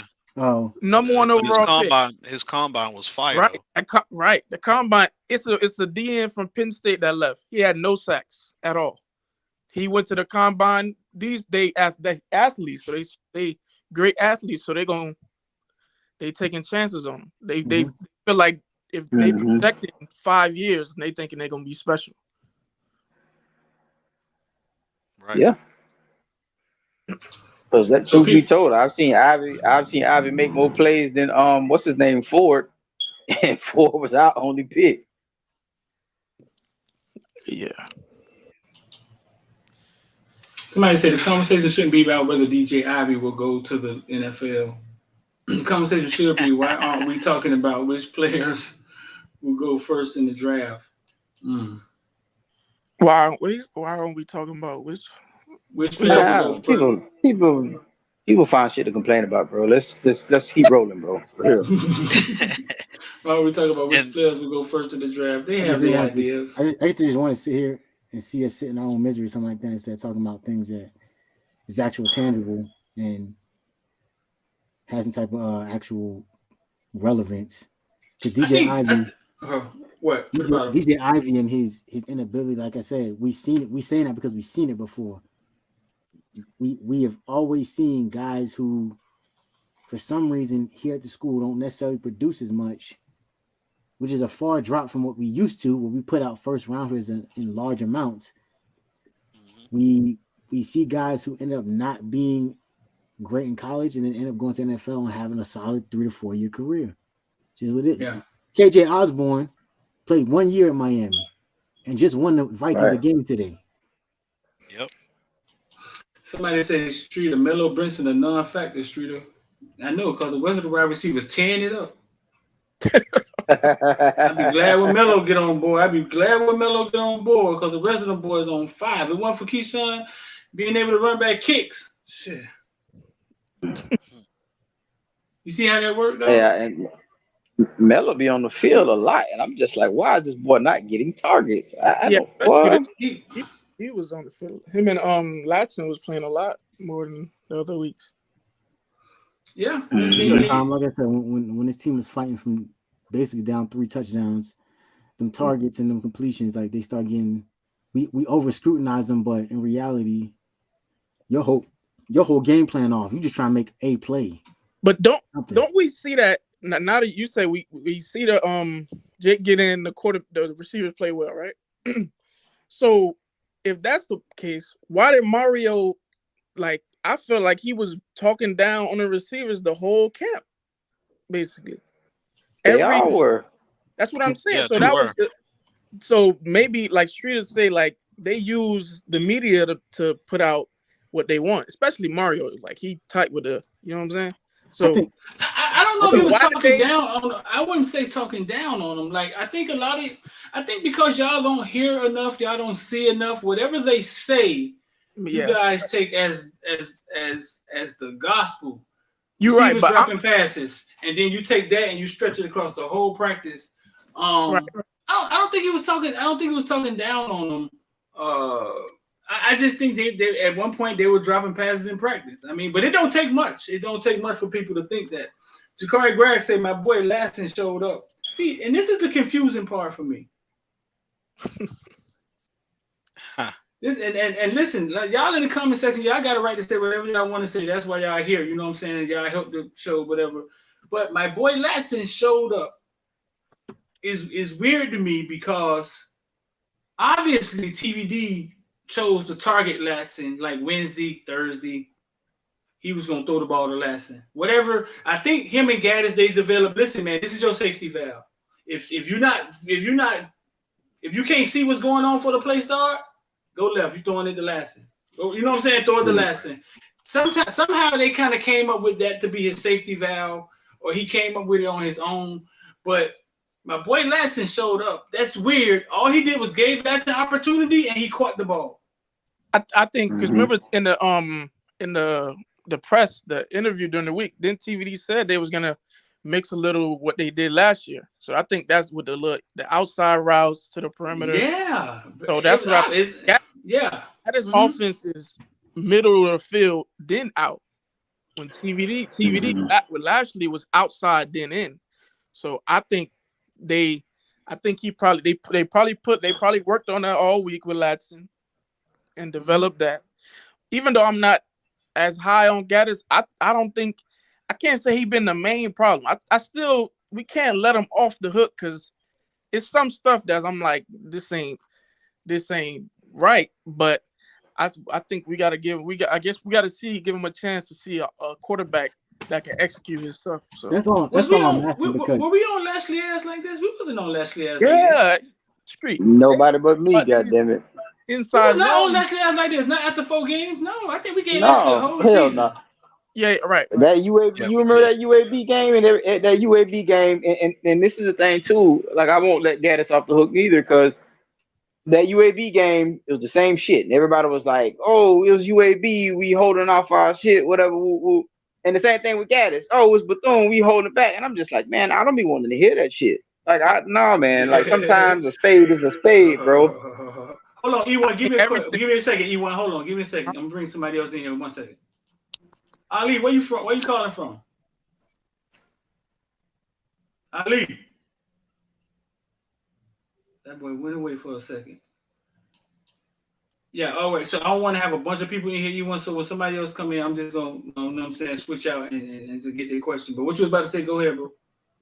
I was gonna say, I think it's magnified now. People want the success right now with all the money they say we spending.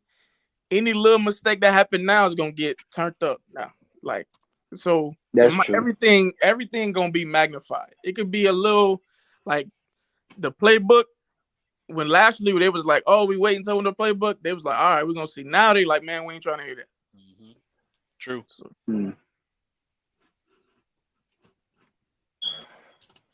let me see if he came back. No, he didn't come back yet. Ali, man, come on back in here. well, you got a question? I'm about to slide though. I'm about to watch this football game. Appreciate you though, Street. Yeah. All right. All right. Let me see. We got Marvin, but I don't even can't afford to take Jay Garcia. Yeah, we don't work. Yeah, it's not. Again, we have to go back to. We have to remember to not. We got to remember to not just put it all on one thing. It's all of it. It's the receivers. It's the quarterback. It's Gaddis. Everybody got some equal blame in this thing, and you can see it, or you should be able to see it. If you think it's just one thing, you don't know what you're looking at. You know what I mean? There's a lot of things going around. You know, so nobody's off the hook, and there's nothing wrong with addressing each and every individual thing. Right. O-line, start. Say it again. Nah, go ahead, bro. Go ahead. Marvin Bailey said we can't afford to take Jake Garcia gamble. If it don't work, it's Kosi and Jaren all over again. What do you mean by that? That quarterback. I guess he's saying from. Yeah, I think he's saying he don't want to bench TVD. I guess. Yeah, a lot of the fan base under Rick felt like Rick had something out against N'Kosi Perry. And so when Jaren came out against Florida, that is the exact opposite of what I was trying to say. Like, if there was some personal feelings against N'Kosi for whatever he may have not done, his OnlyFans account he may have created or whatever, you can't. The same thing I said last week about the Jacoby George thing. You can't handcuff a person for that because N'Kosi, as you can see, going somewhere else at a school with less competition is tearing shit up, right? Yes, he is. He was obviously talented, and you can't take this coaching shit personal. You can't. If you take this coaching shit personal, it will eat you up and spit you out because you will put your own feelings, thoughts, and opinions in front of doing what's best to help the team win. And that's what was happening. This can't be one of them situations where, well, I know he came out and said a lot of good stuff. We got one of the best quarterbacks in America during the opening press conference. Got it. At the end of the day, This is an offense that he want to run. The offense is a reflection of Josh Gaddis and Mario Cristobal inputs. Yep. If someone comes in and it looks better, you put the team in the best position to win. It can't be personal. It can never be personal. That's it. And so I think he gave him more than enough time to get stuff together. And I think he started in the second half because he led that one touchdown drive. But look at the extent of play calling that Josh Gaddis had to go to get that. I mean, to get a Henry Parrish in the end zone. That shouldn't be happening. It shouldn't be. Right. That should look like Pee-wee football. But it You worked. mean to tell me this man almost ran for 100? We had 88 against Texas A&M and they vaunted D-line. But then all of a sudden you can't run the ball against Middle Tennessee? And they got 5'11", 260-pound D linemen. As a play caller, what am I supposed to do with that? My quarterback. They were selling out. Yeah. They were selling out for the run, though. That shit was stacked, bro. Yeah, but and as it should be, right? Because they understand that Henry Parrish one of the top 30 rushers in America. So yeah, naturally he has to sell out because it's like if you stop it's Kevin Steele literally said that. He said if we stop the run, we're gonna have to make you pass. That's what a game is won. Right. Period. That's just common sense football. And this team obviously saw something on tape. Maybe it's the same thing I'm seeing that said TVD don't got it. We're gonna make him beat us. So you're not running. We can put 6, 7 in this box if we have to and make you force the ball to your DBs. And when that happened, TVD was not completing the passes. It's not personal. It's just business. It's never personal. And I think too many people are taking too much personal ownership into this whole, I don't know if it's a white savior complex. I don't know what it is, but this whole thing where we keep bashing Gaddis and saying that Gaddis is not him and the offense, but then a whole different person comes in and the offense is like this man's pulling like craziness out of his ass to try to get these guys in the end zone, and it's not working. Yeah, Jake Garcia missed throws. I'm gonna be clear. The one pass to Will Mallory, he should have hit the wide open Arroyo standing in the back of the end zone by himself. Should have, but I don't know what the defensive front looked like. I don't know what the pressures in his face. He was just trying to get the ball out. I don't know. I don't know if he had too much reliability or reliability on Mallory versus Arroyo. I don't know because we're not in his head. But looking at it from a fan perspective, 10,000-foot view on TV, Arroyo should have been the guy. Float that to the back of the end zone, easy touchdown. That didn't happen. Right. It is what it is. But I'm not sitting there giving up on Jake, who just got forced into action down 3 touchdowns. Right. Can't do it. And then we got within range 2 touchdowns by a kick return, which took time with the clock, and then they went into melt clock mode. And they did it effectively because our defense couldn't stop nobody. Right. Well, we helped them. You talking about clock, and that bothered me. So that's why I say there's so many layers to this. And it's not just one person. It's not just TVD. Jake for TVD. We had a fucking drive. I believe we scored. It was a score. That shit took 6 minutes. We down by 21 fucking points. We don't have no quick hitters. We're not going downfield. We're not spreading the receivers wide. We're bunching in where all the defense is already is sitting there waiting on us. We're not throwing many screens. We're doing screens that they take too long to develop. Guys are coming across the formation and then or we're doing it with the wrong person. We don't have guys just out there 4 wide, but when the ball hikes, boom, we throwing it to the left, which is a play that I really hated because Lashley used to do it so goddamn much. But sometimes you have to use that. And yesterday would have been one of those games instead of watching guys in a bunch formation, no receivers to the left, and all of the defense just sitting in the middle. So, you know what I mean? That's the place. But the thing is, like Maddie is saying, I'm not giving up on anybody because these are all things we got to work. We can work for, work towards. Gaddis ain't a dummy. He should, be able to see that and make the proper adjustment. Same thing with the quarterbacks. Same thing with the receivers. So I ain't giving up on nobody, but we're going to critique this properly. Hopefully they see the same things that we see or even more.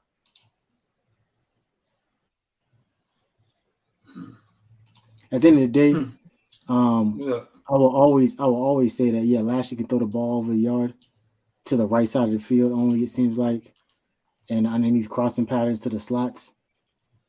But when you got that and you can't run the ball, that was one of our biggest gripes. Yeah, We that was fear a we big fear a big gripe for us. we fear teams in third and short because we knew we didn't have the offensive line coaching to push a team, impose your will, and get a first down. Now we got, except yesterday, now we got guys who can push the ball around. We're more balanced on offense, which is what I said all good teams in America can do. They can equally run and throw the ball. So Because consider how these are bad we our were, we guys. still Go ahead, finish up. yeah. Consider how bad we were, we still were able to stop their run. And minus 4 deep plays, there's probably an opportunity to win that game. Just So bad these are communication, stuff like that. But go ahead, Street. these were our guys, right? This is our big guy, Campbell. How Campbell played yesterday? I kept trying to take pictures of their guys. I want y'all to see. This is me. I want y'all to see their guys versus our guys. Look at the size of their guys. I think this is when they stopped us on the goal line. Look at the size of their guys. They look like linebackers. They look like they have like 8 linebackers on the field. They look like linebackers for a JV team. You can't tell who's the safety. You can't tell who's the cornerback. You can't. You can't. You sure can't. Y'all, I'm telling you, it was amazing. It was amazing. I texted it was amazing to see it up front, bro. It was amazing to see it up front and close. The size, how bigger we were than them, and them stopping us on the goal line. And number 70 was getting bent back like crazy. It was embarrassing.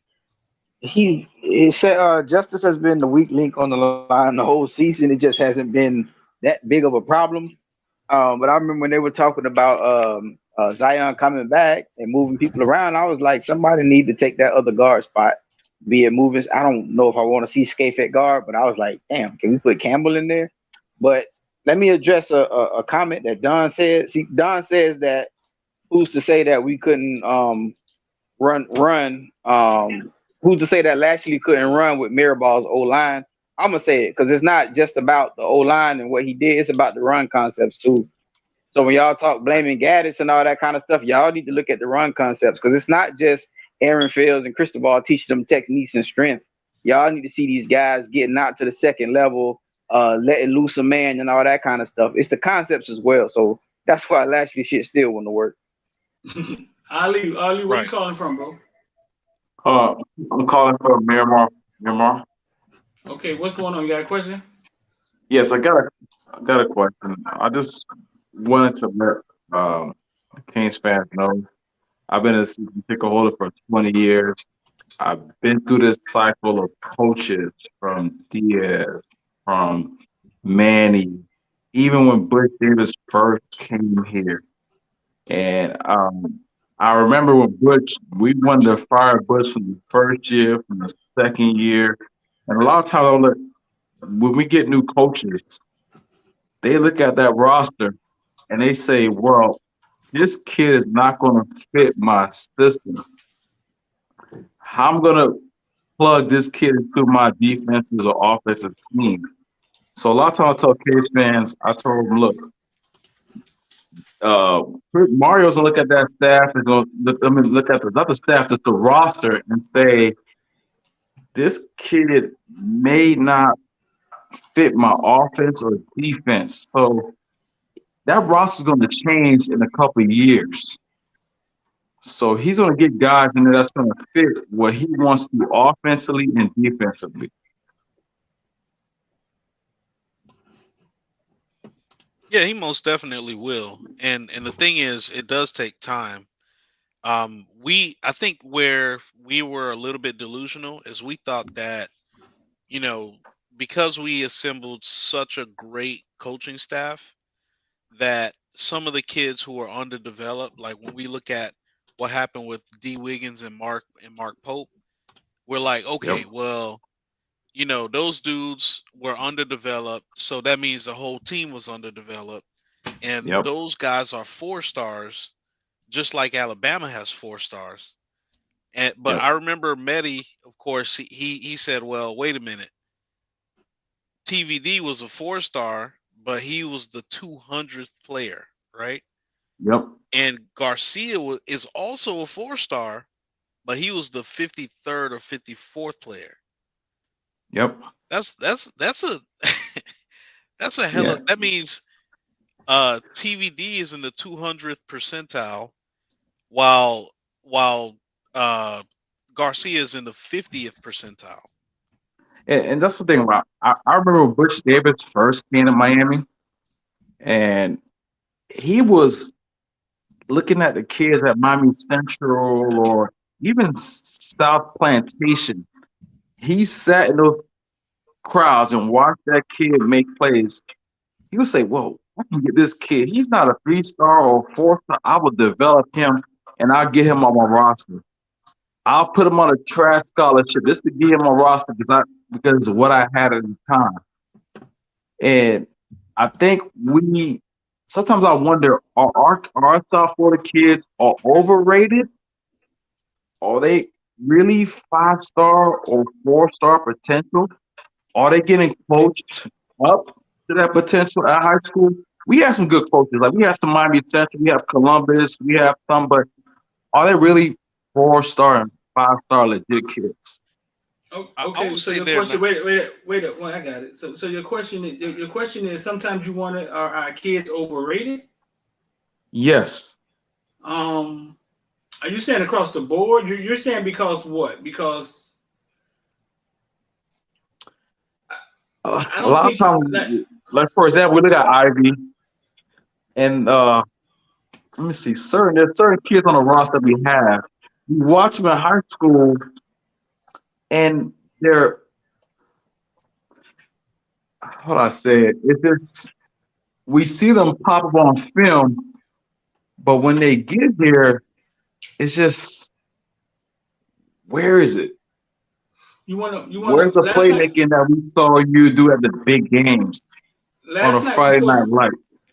Last night we put up Romello highlights, and then we put up Brinson highlights, right?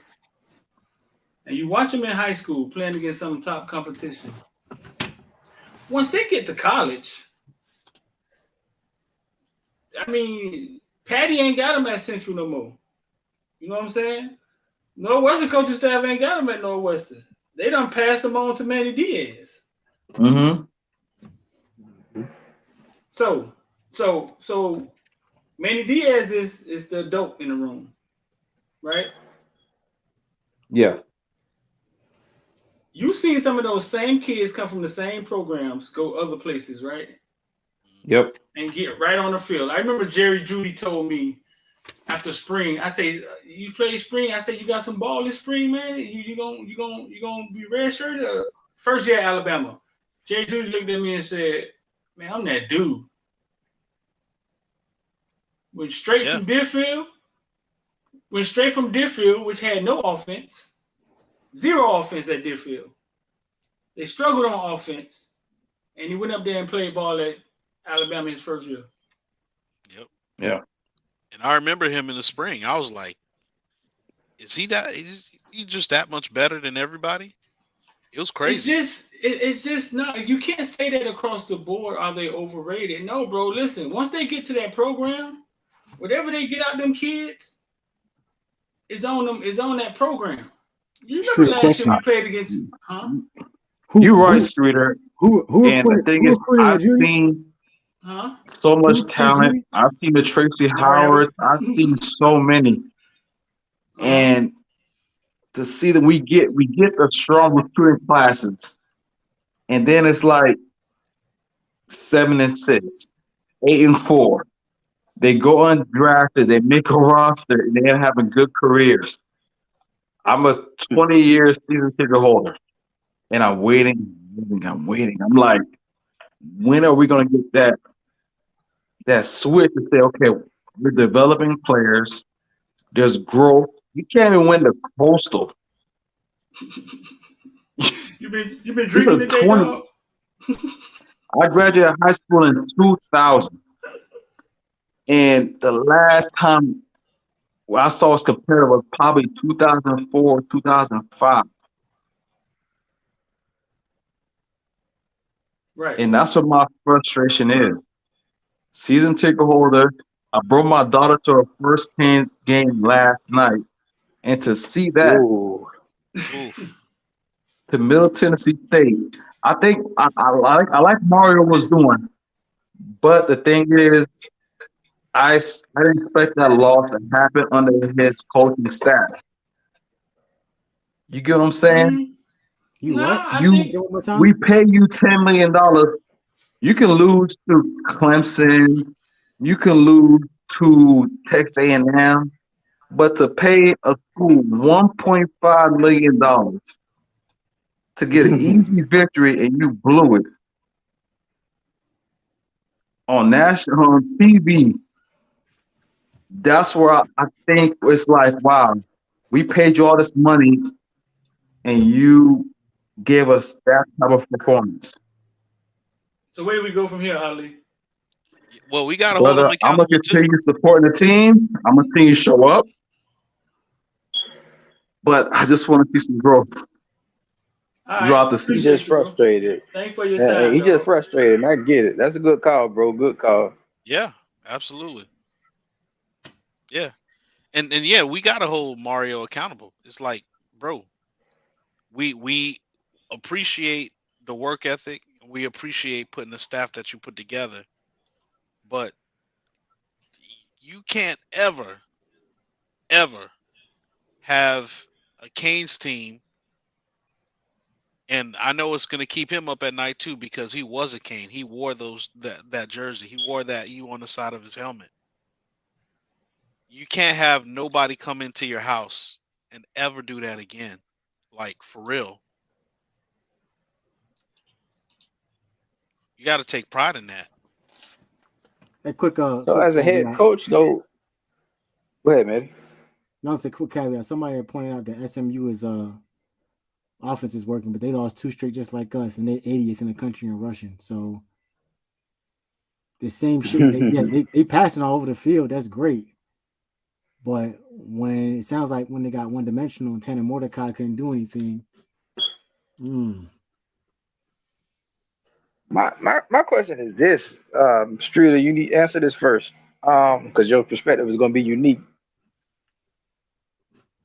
Rich just said you don't let somebody come into your building and do that to you, especially them. And I think everybody will agree 100%. But in that situation where that's happening in that moment, if you're Mario, what the fuck do you do? What can you do?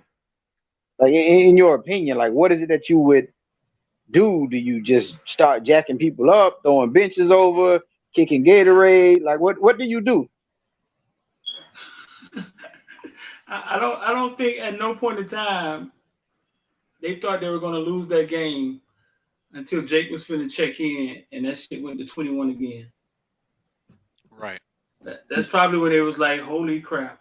Because we were sitting in the end zone trying to figure out how we going to finish our video.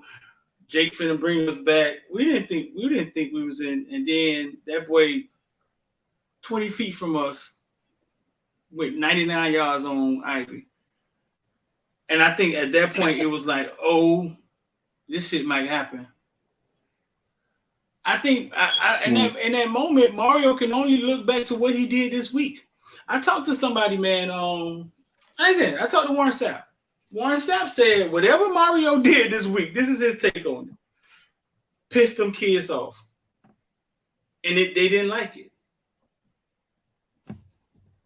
Like pissed them off, tired them out. He like whatever they did to them this week. You know what I'm saying, or whatever happened this week. This is just his take. This is just a Sapp take. He said it probably pissed them off. They didn't like it or didn't take well. So all Mario could do is look back, right? Because Ja'Kai Clark said it. And I don't know if Mario wants Ja'Kai Clark to get in front of media and say, we weren't prepared. He said it. We weren't prepared. We weren't ready. We weren't. All he could do was look back in that moment and say, God, please let Jake pull me out of this. And whatever I did this week, never do again, or we have to do it better.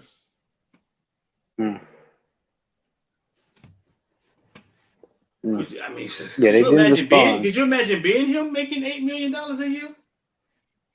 Knowing Right. how much he care about Miami and watching that clock tick down, or watching Ivy ass and elbows trying to catch that boy? Could anybody imagine But being Mario in that moment? Streeter, if that's the case, then what like Don keeps saying, then I don't know, Mario, are you preaching us BS? Because if you didn't feel like you was gonna lose that game up until the point that you said, something ain't right. Not that you felt that you should have lost, but that first quarter alone, I would have lost my shit. Not saying that that's the proper thing to do, but I'm upset with the way I felt after the game. I would have felt that in the first quarter. Cause I'm like, these motherfuckers not finna embarrass us like this. This ain't, you know what I'm saying? So I have to, bro. I don't. How did he look I don't on want to TV? necessarily go. How did he look on TV? How did Mario look on TV? Because y'all got a camera on Mario. I find him every now and How then. did he look? Yeah. Like Manny Diaz. Oh shit. He like Manny Diaz Yeah. when Manny Diaz had that pressure on his ass. Especially when they went up by 21, like you said, he was like, I think that's when it was like, whoa. Pacing, a lost look on his face. But Manny Diaz get the benefit of the doubt because Manny Diaz was the first time head coach at a program he should not have been coaching at for the first time. Mario been here before. But I think, So Mehdi, you think that's just him being in disbelief that, like, is it everything encompassing at that point? Like, I didn't know I was walking into this shit. This think program can't be that bad. Yeah, I think it's Street. I think you said it when you said you sat down with him. I think you said something along the lines of he asked you if you had to start all the way over from the beginning, and you said, "Yep, you got to start all the way over from the beginning." Am I right when I said that? Say it again. He said he asked you if they had to start all the way from the beginning, and you basically told him something to the extent of he got to start all the way from the beginning. No, basically he said I knew it was work when I came in here. He said, but when I got here, I didn't realize it had fell this far. I basically told him, I was telling him that, oh, listen, you've accomplished a lot in these last couple of months, but you got a long way to go. You got a long way to go. Think about the greatness of what Alabama, class after class after class after scandal and class, and this player drop off, that player drop off, this player don't work, and now you have depth behind depth behind depth. Dog, that takes a while. You know what I'm saying? You got a long way to go, bro. That was 15 years of losing. There's a reason So why he knew. There's a reason why the commitment's for a decade. Well, I'll say this too, though, and I think when you look at what Mario did with the coaching staff, Mario is a type A. Everybody can tell that. Type A guy. Type A's, alphas usually don't listen to people. They do it the way that they want to do it, and that's it. However, Mario understands his personality, but he did bring in this coaching staff that he knows has more experience than he does personally. And I think that's him saying, I know I'm type A, but I want to listen to other people and their input. And I think that has to carry over because I did see someone say the kids look like they weren't having fun. I remember, Streeter, you referenced A&M was very hang loose in public, right? They was dapping up fans and so on and so forth. And we was like robots trying to get ready, trying to make sure we ain't piss nobody off, right? We don't want to piss off. I wouldn't say robots. Hold up now, Rich. We ain't gonna flip it to focus to robots because we lost the game. You know what I'm saying? We look focused. We look focused, and they looked undisciplined, not necessarily loose. They were like talking to the crowd, like actually walking over, talking to their homeboys, and we 15 minutes for kickoff, bro. It was, but the weird part about it was this. It was the same guys that killed us. It was 6-0 and the goddamn cornerback, and it was weird that I just happened to be looking at them before the game started. Showboy Kane pointed out that it took Bama 2 years, but I think the part nobody's looking at is Bama and SC were playing players. Like, let's make that unmistakably clear. they were buying the type of talent that they needed to get them back relatively quickly. And B, yeah, people always talk about that, but they never talk about Nick Saban's struggles at LSU before he got them to a national power. Nick Saban's struggles at Michigan State before he got them in a position to be competitive. We got to stop watching all these other fan bases and assuming that it's the same standard, because it's not. And the crazy thing is that now the rent stone the system is everybody getting paid. So now you have to deal with that logic when a kid comes in and there's a strong possibility that he may or may not make as much, if not more, than his own position coach. That is a mindset that we have. But this is what I've never. I'm mistakenly clear about this. I've never supported the concept of paying college kids, because I knew that once this shit became amateurism, it was going to draw away from the allure of the sport, and kids are going to be more focused about where they can get the bag instead of focused on playing in the game. When that's happening, you're going to start seeing more and more of this stuff happening. But and that's why you're seeing parity with, you know, the group of 5 schools that has that, you know, 2 or 3, 5, 4-star players, and they'll come out there and kick your ass if you sleep on them. So Rich, let's go back to what you were saying. The game before Alabama, right? When we played Alabama, right? I said the same thing. Remember what I said? I said before we played Alabama, Miami got into a little huddle and somebody tried to dunk the ball and he fell and they picked him up. And then when I walked over to Alabama side, what I saw was what I see at Miami before the game starts now. I can't lie. When I walked to Alabama side, it was business, boy. Okay. It was business. I was like, oh, shit.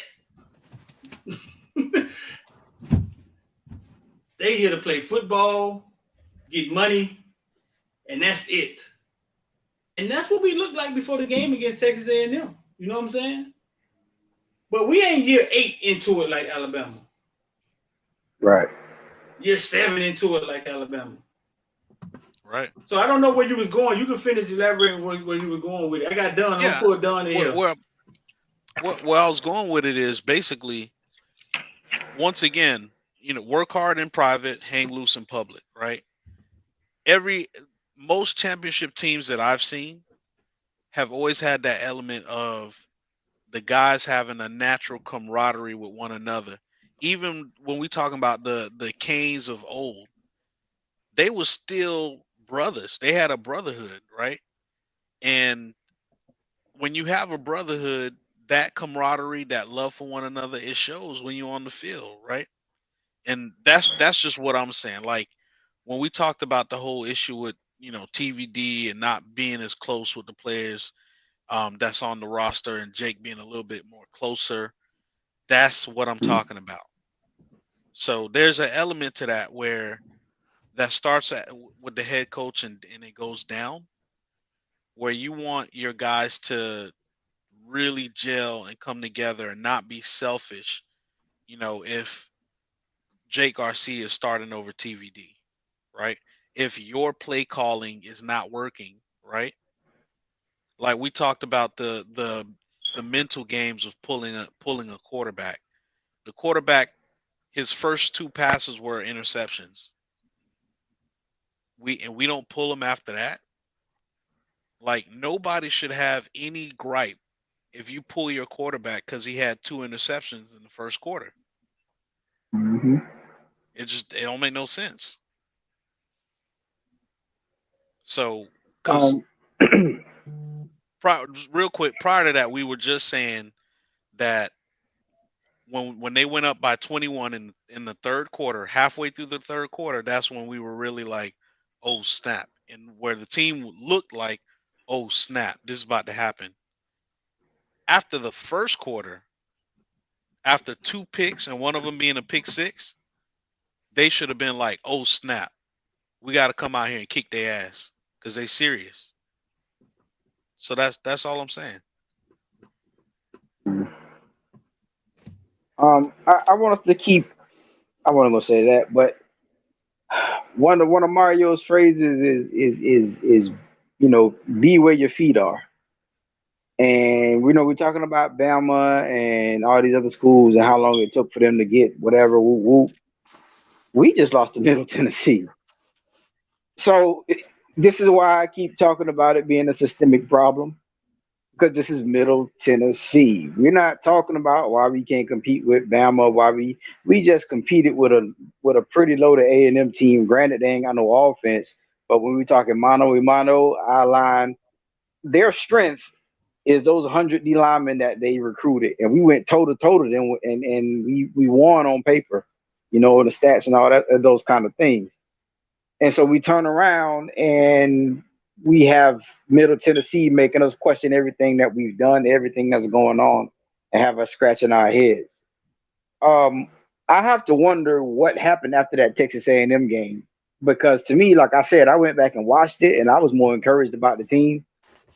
And I have to wonder what did like Streeter, you made a good point. What the fuck did you do this week? Because I thought that without letting their egos get overinflated, you know what I'm saying, and not having being happy with a moral victory, I thought the team should have felt like they were progressing.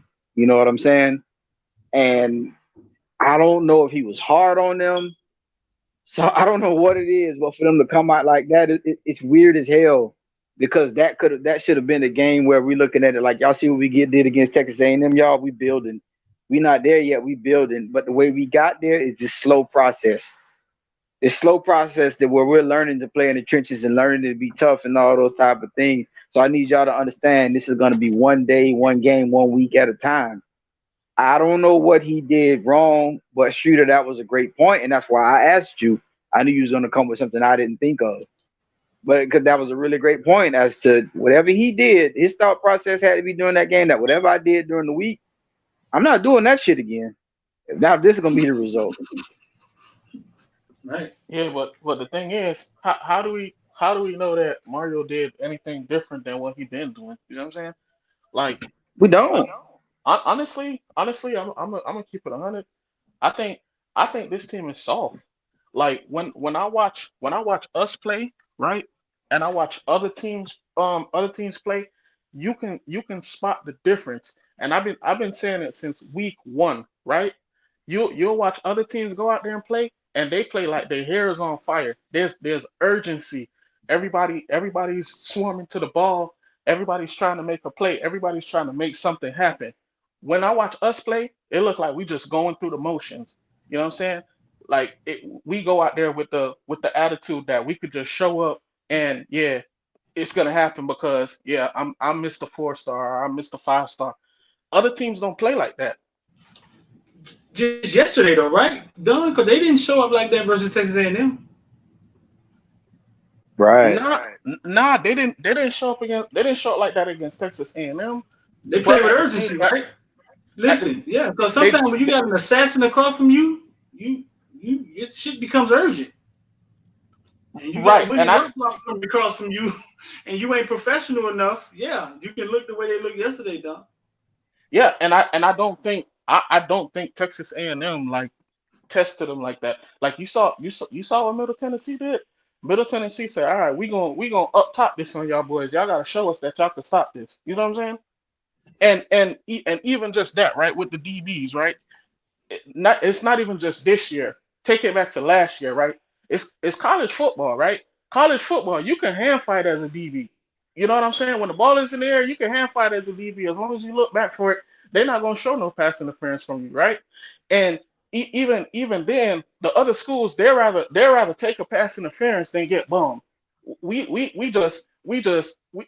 it up there, we getting blurred, and you got dudes diving at feet. You know what I'm saying? It's like where's the football IQ? Where's the intelligence? You see what I'm saying?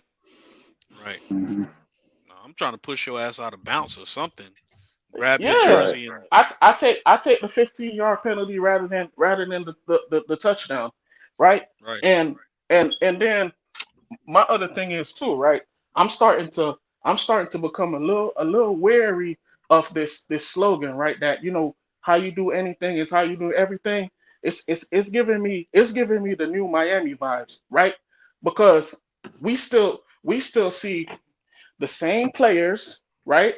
making the same mistakes, right? Mm-hmm. And then they be back right out there the next play. How many times do I gotta see Wayman Steve fill the hole and miss the tackle before you take him out the game?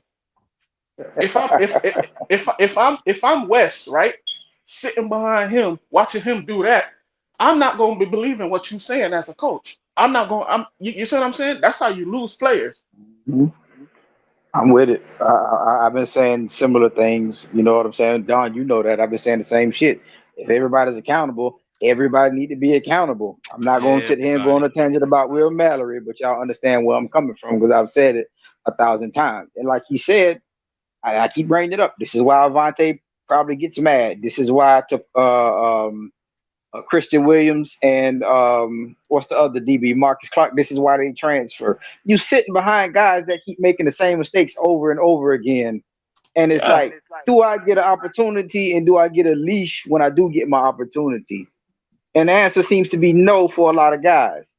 yeah, Like when and Ivy came out and started against Bethune, I'm gonna finish up real quick. When Ivy came up and started against Bethune, I was like, why? Not, it's right, nothing against Ivy, but I'm like, God damn it, this is year 5 of this shit. Why? What do you? Go ahead, Don. right. See, I'm gonna keep it 100 with you, right? And they blocked me on Twitter, right? But I was done with Wait, Ivy. who With blocked you? Nesta. Nesta blocked me on Twitter before he transferred because I went in on Ivy, right?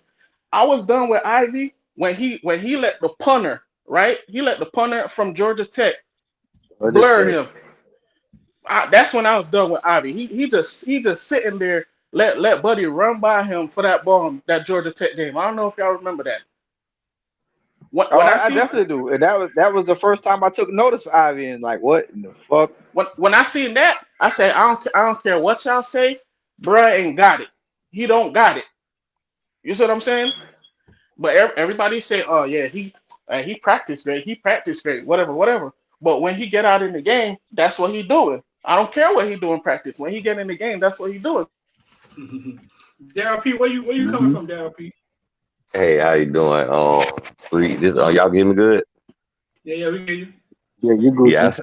yeah, I'm in Gainesville, Florida right now, man. Just hanging out, man.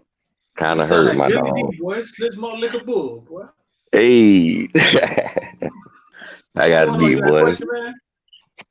Yeah, man. I want to know how y'all guys feel about the effort, man. Just talk a little bit about the effort that was shown this weekend, man. Cause I ain't see no effort at all, man. You say the effort. Yeah, I talked about that yesterday. If y'all, yeah, because I keep assuming that everybody was here. That was yesterday. Before the game yesterday, we got a private group me called the Football Villains. If you want to be a member, you just hit the join button right there. I texted in the group. Listen, hey, they look a little uninspired today, and in warm up before the game started. The coaches look lethargic. They look like we get through this. We got vacation. We for 2 weeks. We yeah, like they just showed up. Like they didn't look inspired. So when the game started, they looked like they really didn't. Like, man, yeah, man, we can just That, show up and beat that, these guys. that I didn't see the energy. I didn't see. I done been at plenty of them games in the beginning, watching them warm up. They didn't have it yesterday, and that's on Mario and his staff. Hey Streeter, Mm-hmm. I totally agree. Right. hey Streeter, what you say? Uh-huh. What you say about the Marines, right? You say that the drill sergeant got to get y'all in line, right? And what he let slide, that's what's gonna go, right? If Right. you go back to the group me, right? I've been saying it since week 1, right? We look flat, we look lethargic. There's no effort, right? Everybody's complacent. They not running the routes, Chris. The throws is off, right? Look And like yeah, Phil Booty. yeah, you could get up for Texas A&M when there's 100,000, right? But if you ain't nipped that in the butt from week 1 versus Bethune or whatever, when you face another opponent that's of that kind of caliber, it's not a big sold out game with people roaring. This is the effort that you're gonna get. So this ain't really surprising to me because it's been brewing from week 1, week 2 when we came out flat, and then now week 3 we came out. Tyler throws that first pick. I'm instantly getting flashbacks to Jaron at Virginia Tech. I'm like, oh shit, here we go. Somebody wrote me. They said I haven't seen the quarterback meltdown like this since Erickson melted down in the NFL. Y'all remember that? Oh, Craig You Erickson. got the bots in here, street. Craig Erickson, huh? So you got the bots up in here. Oh, fuck them. They add to the comments. Yeah, Craig Erickson. See what they said. They said, I'm gonna read it to you. Last time I saw a Miami quarterback meltdown like that was Craig Erickson when he got in the pros in Indianapolis. Jake has to take over until TOD get his head back. Alabama did it with Tua and Jalen Hurts. The other thing is that they got to get back to running the football. I'm not sure why they use Middle Tennessee as passing practice. No, I think that was needed. I think we did need to pass or whatever. But you know what you got to do in the game. Yeah. But what right. you gonna? Yeah, but no, that was needed. How you gonna run the ball when they stack in the box, man? Exactly. They got their whole team in the damn box.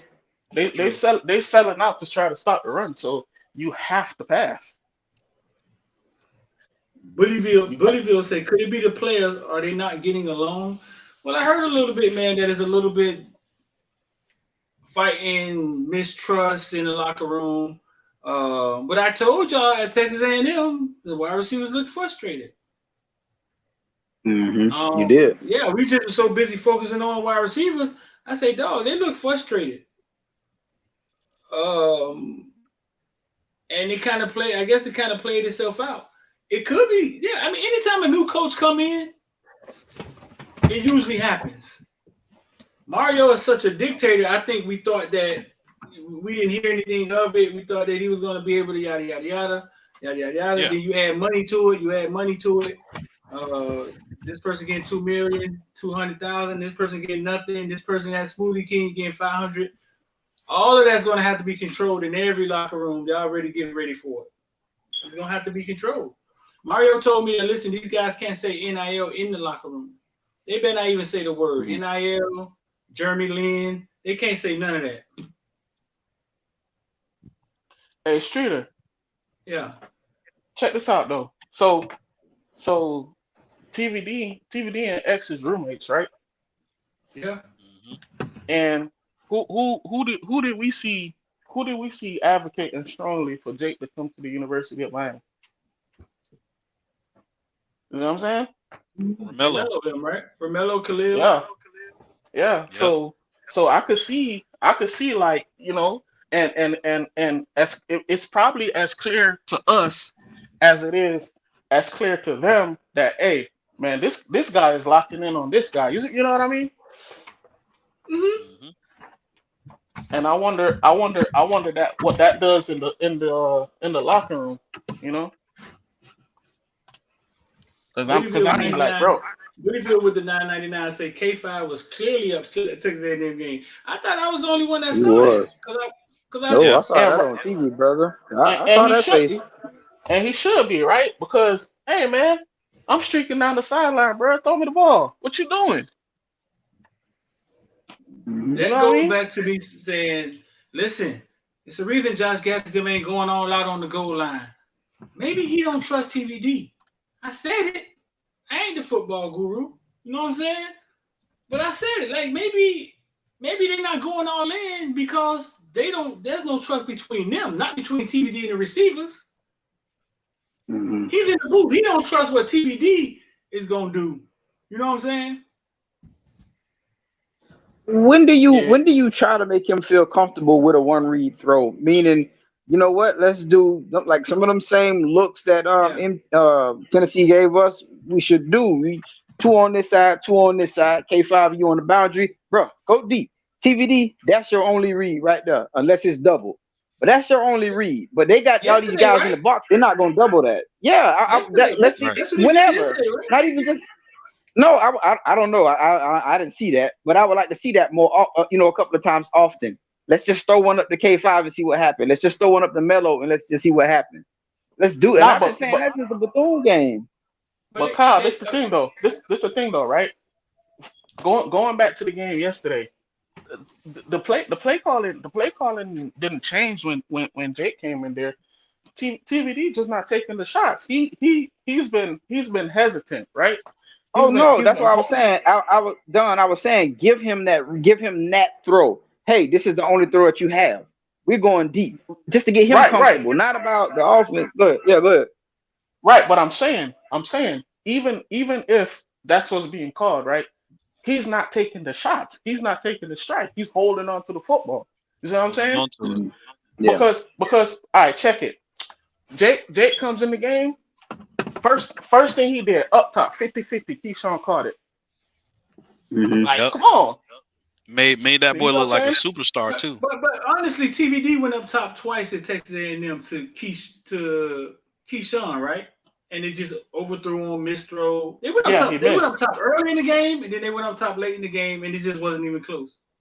Right, he missed, and then like he's in his own head right now. He missed, and his confidence is not here, so he's holding on to the ball. He's double clutching, and he's looking for short, easy routes. He's not taking them challenging throws that he was taking last year at the Rambo. He's not doing that. Right. But them numbers are sick. Numbers are sick. I've just never seen the distance Somebody say, where's all the positive talk, dog? Somebody say, where's the positive talk? Hey, I'm trying to send it to you. You see when I sent you on Group Me? Wait up. Let me see. Positive? What's positive? The only positive we had was Jake coming in for a second. I see a lot of people. What? I see a lot of people comparing us to a particular coach or a particular program. So just to provide I don't know. Did anybody see any I didn't see any positives. Like I couldn't say a young guy did this. I mean, maybe something y'all saw. Keyshawn Smith needs to be used more, bro. Period. We knew that. We knew that from game 1 and 2. Shit. Yeah. If he said he don't want to return punts, we need to put him back at punt return. Fuck it. He don't want to do it. Put him, he got to put back there. My bad. I got a phone call. He needs to be used more. Yep. Yeah. Because my question is this. I got to ask y'all this question. Explain to me how you're able to get Redding open so often and not K5. You telling me K5 can't run them same routes that Michael Redding is? Like, they're not doubling K5, are they? That I saw. This is what I want to do. This is what I want to do, and I'm gonna let y'all answer this. I want us just to erase the passing game out of our mind from the first 3 months, right? Because the enigma is that TVD is obviously handicapped. So we don't know if K5 is open or not. We just know he's choosing to throw the ball already. You feel me? Yeah. Yeah. Jake found a lot of motherfuckers open in a quarter. Yeah. He discovered all. He was digging up receivers and shit. He was finding motherfucker Copeland. He got Lance Leggett on the out one time. He was finding all. They was all Skinner, right. Skinner. But wait, right, but what Skinner you think about this though? What do you think about this though, right? Because you know, Jake is traditionally a quarterback, right? Like he from out there in Cali. He's been working with a quarterback coach, majority of his life, right? And TVD coming from that Connecticut that spread, like he ran a spread up there in Connecticut, right? Do you think that like factors into why he's so uncomfortable in the new style of offense? Yeah. I think we talked about that last night. Yeah, honestly, for the ones in the comments talking about tailor offense to TVD strengths, fuck out of here. Nah, I don't agree with that. No, like, I don't see, agree this is the problem that we have as a fan base, right? We get too tied to these players, right? And are you gonna be Team TVD or you're gonna be Team Canes. If TVD is not playing well for the Hurricanes, it's next man up. I'm sorry. That's just what it is. Well, it's too late for that. I wouldn't have minded if he came in and said, "Okay, because I've seen coaches do it. We're going to keep some of the same concepts that work well, yada yada yada yada." Cool. It's too late to scrap it now. That's the problem. If you would have came in all season and said, "Okay, this is what he do well. We're gonna roll with this," and then when he graduate, we got Jacoby coming. Now I'm gonna start bringing in my type of QB. You can do that. You can transition that way. I'm gonna start bringing in my type of QBs, and then we're gonna start going to a pro set. But right now, it's just too late. You should have been done that shit. Yeah. This man went to 4 different high schools, threw for 4,278 yards, 47 touchdowns. You talking about Jake? Yeah. Yeah. Jake, 47 touchdowns versus 15 interceptions in 4 different high schools across his high school career. He's like that. You don't need to tell his shit because he obviously understands that when he shows up a system, he adapts to the system and he does what's supposed to happen. We watched it happen in real time. Bro, Jake just has it, right? And when we was recruiting Jake, I went and I watched the show that they had on Netflix, right? Mm-hmm. And you can see when he transferred to Grayson, you can see how the kids just naturally just gravitated towards him. You could just see it. When he got to Grayson, there was already a starter there. Yeah. And he unseated the starter and led them to a state championship. Because he was Jake, though. You got to put that in perspective too. They knew who he was and who was coming, so it's not like he just popped up and took the team and galvanized the team. They knew who the fuck he was, so we got to put that kind of in perspective. I mean, that's true. That's true. But think about it, right? These are probably kids that they probably grew up with Buddy that was the quarterback there already. You see what I'm saying? They did, yeah. Yeah, but we talking about it's money making time, and we got this star coming, and don't like it's high school. Don't get me players on the team ain't that goddamn tight. You know what I'm saying? Because some of us we might all went to different middle schools or some shit, and it's just so happened to be the QB, and we cool and all, but it's money time. We got this big motherfucker coming from California with all this hype and all this. This dude might help me get a scholarship. So True it's that. And on top of it, he's charming, he's charismatic. So everybody, like I said, everybody just gravitated towards him. The same shit y'all just said about Grayson. Listen to the post conference for who was that? The lineman. The lineman said it. He said Ja'Kai? Ja'Kai Clark, I believe. He said Jake is more vocal. I don't know. He said Jake is more vocal. When he came in and he took command. He was more vocal. Right. You can't coach that shit. Right. There's nothing you can do to tell. You can talk about all you want and say like, hey, we need you to be, but you can't coach it. And if you got it, you got it. So at the end of the day, if that's what it takes to fire this team up, you get a week to figure it out, and then you get UNC, and that could be the difference between us winning the ACC championship or even just a coastal. I take that risk every time because I still think we come back and win that game. I still think we win the UNC game. We have an opportunity. I'm still confident in the team. I'm not really afraid of UNC either. I'm more so afraid of Wake Forest. This was my thing, right? This was my thing, and I take you back to the Virginia Tech game, right? When Jaren got in there and started doing all that foolishness, right?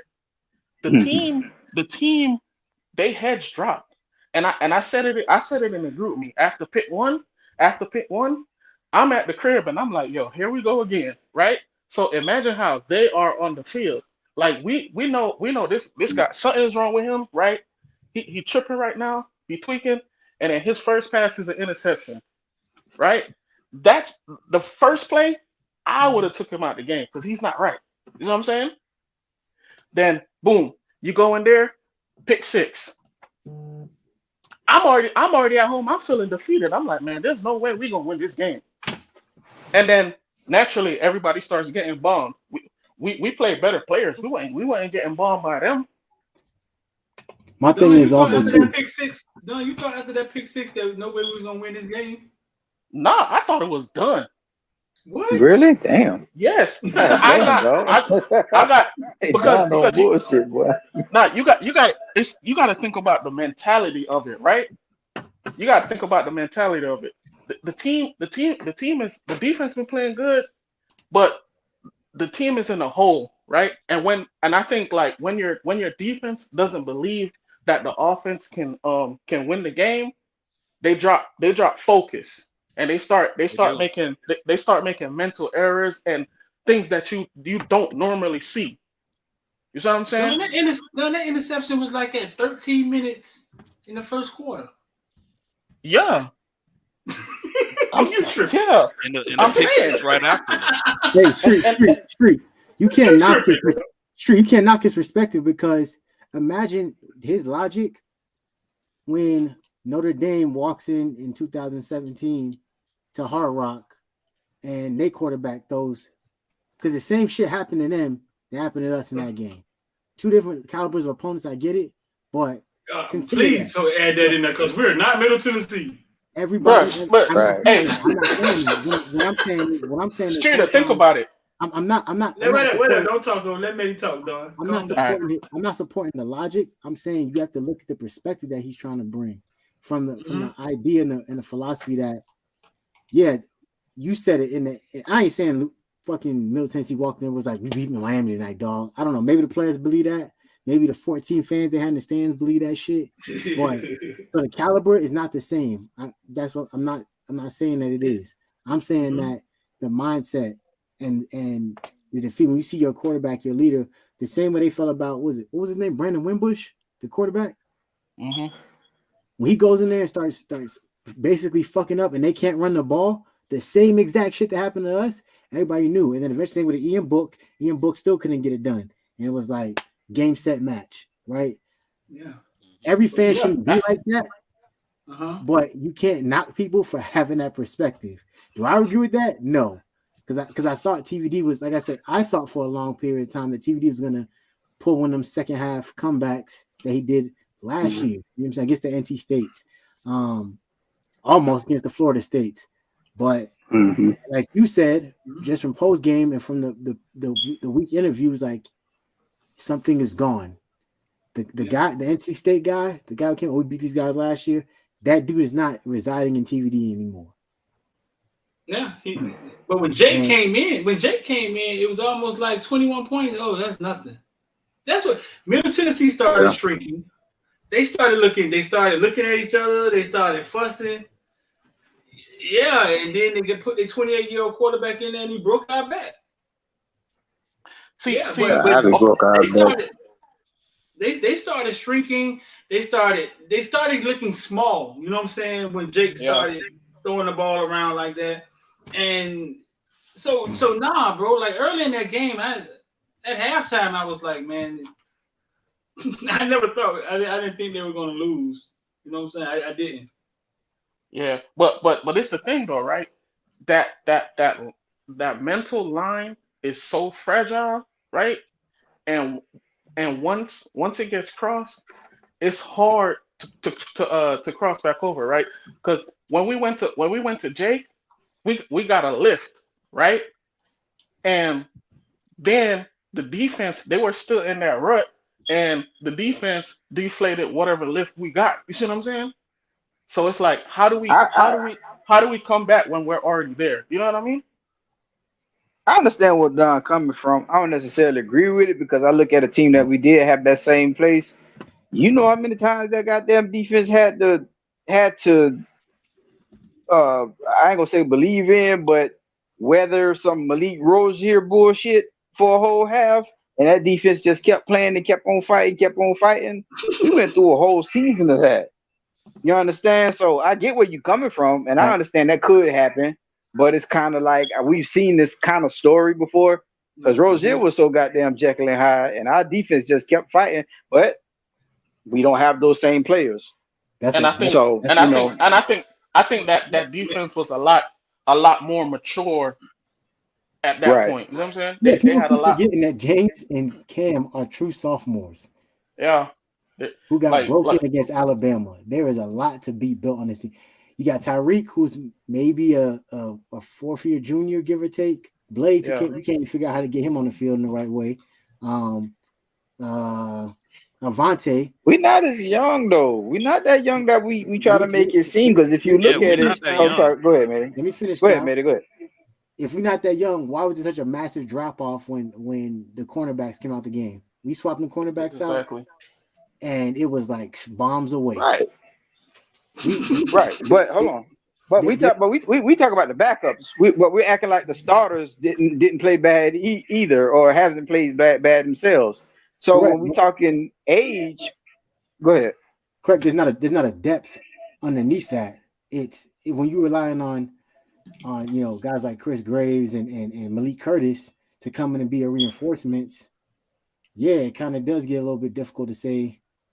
Let's sub DJ Ivy out because he's playing bad. Everybody's like, get DJ off the field and do what? The 2 times we've seen against a G5 opponent, Malik Curtis get in, he got bombed on both of them. Facts. So what we supposed to do? Hold on, I'll tell you what we're supposed to do. Wait, 1 second. Let me get his money out of the way. 1 second. Let me get his money out of the way. Hold on. So the Bullyville say technique and fundamentals are ruined by scheme. Scheme offense. TVD footwork eyes are just off.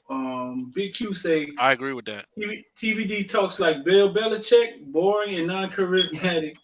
Listen to the other top quarterbacks and how they sound.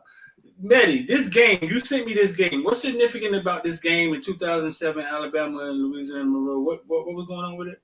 Nick Saban first year in November, so it wasn't like an early game. It's probably one of them week 9 cupcakes that the SEC is used to getting. And Louisiana Monroe was that 5-win team. Went there and beat Nick Saban by 7. Well, damn, they won. I didn't even look at that. I didn't pay attention to who won. Yeah. Louisiana Monroe beat Alabama. I'm pretty sure at Alabama. Yeah, but were they Alabama at that point? Like who did they have? Is Miami and Amari Cristobal at this point? Miami? Who are we, Don? What are you talking about? No, but I'm saying y'all making a big deal of Louisiana Monroe beating Alabama. Alabama has never been horrible, bro. Alabama has never been horrible. Like they have, we looked at their records before. They've never had a stretch of 10 years of losing. Like they've been mediocre for a little while. Mm-hmm. Yeah, but they've never been. So the team that he took over, I don't know. I could pull it up right now. Yeah, because what I'm saying is right. If that happened now, you would be in complete utter shock, right? But then I don't know. No, explain to me what you're trying to say. Maybe I don't think they got your complete thought. Yeah, the point I'm trying to make is that these things take time, right? It's like it's always easier in hindsight to look back and say, well, were they Alabama? That's Alabama now. It's like fuck no, they weren't Alabama. They lost 5 games that year. There's a very strong possibility that year 1, Mario Cristobal can lose 5 games in this bitch. I just want y'all to be. I told y'all before the season started, before all this hype, I said temper expectations and relax. That's what everybody at. Yeah, it is not okay, and I'm not saying it's okay to lose to Middle Tennessee State. I'm not. I'm saying that they were up, we were not for that game, and there's an opportunity to get better. The thing that's encouraging to see is that at least Mario took it upon himself to change the quarterback out, because we've heard from Oregon fans in the past he's been stubborn when the quarterback's been struggling. As recent as last year, what's that doing? Anthony Brown, dude that transferred from Boston College. Yeah. And they kept rolling with his ass. He was doing nothing productive to help them win the game. I said I didn't want to look at this again, but damn, maybe I got tricked into looking at it again. Nick Saban first year, they were 7-6, 2007, and from 2008, it's nasty. He went straight to 12-2, 14-0, 10-3 was his worst year, bro. But you can still see the bumps in the road. And look at the teams he was losing at in 10-3. Arkansas, fucking South Carolina, just uncharacteristic losses. Every coach has that opportunity to grow. Mario has improved every single place that he's been the head coach at. From lowly-ass FIU to bringing a 4-1 Oregon team to the Rose Bowl in a Pac-12 championship. It happens. I These have things, I have no take doubt that time. Mario will go. Yeah, I have no doubt that Mario will return to the realm. I don't have any doubt. We saw Jimbo lose to App State, which should not have happened, quote unquote. I mean, just He been based there. on right, him being there for for a while, it shouldn't happen. But he bounced back versus Miami, and then doubled down and bounced back versus Arkansas. Arkansas. Now, Top 10 and I Arkansas. do have to say this: I did watching Arkansas just from an eye test perspective. Our D line is better than Arkansas D line. I will have to. We have a better D line, and I think that because Arkansas's offense is just amazing. It's light years better than ours. So on defense, Arkansas really got pushed around. But looking at the rest of our schedule, looking at the fact that we play in the Coastal and we got North Carolina, Pitt, we got Duke in there. Duke, they lost to Kansas, so they still kind of suspect in my opinion. North Carolina, they can throw the ball all over the yard. We got Pitt. I'm not even looking at anybody else on this list in the Coastal. Do we see? Are there losses to come? Are there more losses to come? Absolutely. Oh yeah. What we just lost to Middle Tennessee. Yeah, I'm gonna go ahead and say, but here's where the beauty lies, right? People forgot, that Mario, that he got demons like Mario Cristobal on staff at Alabama to go out and recruit the guys who could come in and push for playing time from game one. True freshman shit. And that's the difference with Mario, is that there are guys that they look this season and be like, man, I still believe in what Mario's doing. And to think that, I'm not saying it's going to turn around to 10-2 in year two. I don't know that. Nobody does. I'm saying that we got to give these guys an opportunity because there are dogs down here in the backyard now. It's not Alabama coming out here and taking all the type of kids that they wanted to. You get a guy like TJ Capers who he's pulling up now. You know what I'm saying? Street's pulling up now, and TJ Capers immediately he just posted in the group me. You know what I'm saying? Tyler Williams comes in. It's like, Tyler, this is not no bullshit. Tyler Williams, you could come here and start tomorrow. And it's not saying agree. it's not fodder that you just tell a kid like other schools do, and then the kid really don't start. This is like the wide receiver room has had so many holes that you really have a legitimate opportunity to come in and make an impact from year one. And you get to be down the street from your mom's. How does that sound to you? And I think that is where the beauty creates the beast. The beauty in it creates the beast, right? And I think if people just take the time to be patient and not push this man out of town like we've done because we always seen guys who can coach and then they don't do shit as far as recruiting people, or they recruit mid-tier talent to low-tier talent and they expect us to develop and they have no development skills. Hence us being in the same repeating cycle for 20 years. This is a guy who's proven. He has staff who's proven. And let's be clear, based on what's going on this season, there is absolutely going to be attrition in the offseason. So don't get comfortable with this staff because it's not going to be here in year two of the Cristobal era. I promise you. So go ahead and temper your expectations with that too. I think there's absolutely going to be some attrition. And when it does come, it's expect that Mario knows what he's doing. He's going to bring in somebody that's better. Good coaches learn from their mistakes, learn from their hires, their bad hires, their good hires, and they elevate off of it, right? But check it. I think the question still needs to be answered, though. Do we think that with the kids that's here, because they're here now, and this is going to be the same staff throughout the rest of the season, and we got 8 more games to go. We got UNC, we got Duke, we got Florida State, we got Clemson, and we got Pitt. I believe that Virginia Tech is a win, Virginia is a win, Georgia Tech is a win. Those 3 are a win. But we got 5 other programs within ACC play that we got to go play against. What is our record? Do we go 5-0? Do we go 4-1? Do we go? What are you thinking our record is going to be based on the roster that we have? Let's say Jake Garcia starting throughout, and the coaching that we have. I think the record is lining that shit up. I don't do record and score predictions because we don't know. Everybody in America had Middle Tennessee State as a win, and we got our shit pushed in, right? So there's no reason for me to make any assumptions. It's just line the shit up. Coach from them, learn from the mistakes you made, and coach them. I can't But assume I feel any like ACC team is a win. I can't. What I can hope is that this team is going to get better. They're going to be coached properly.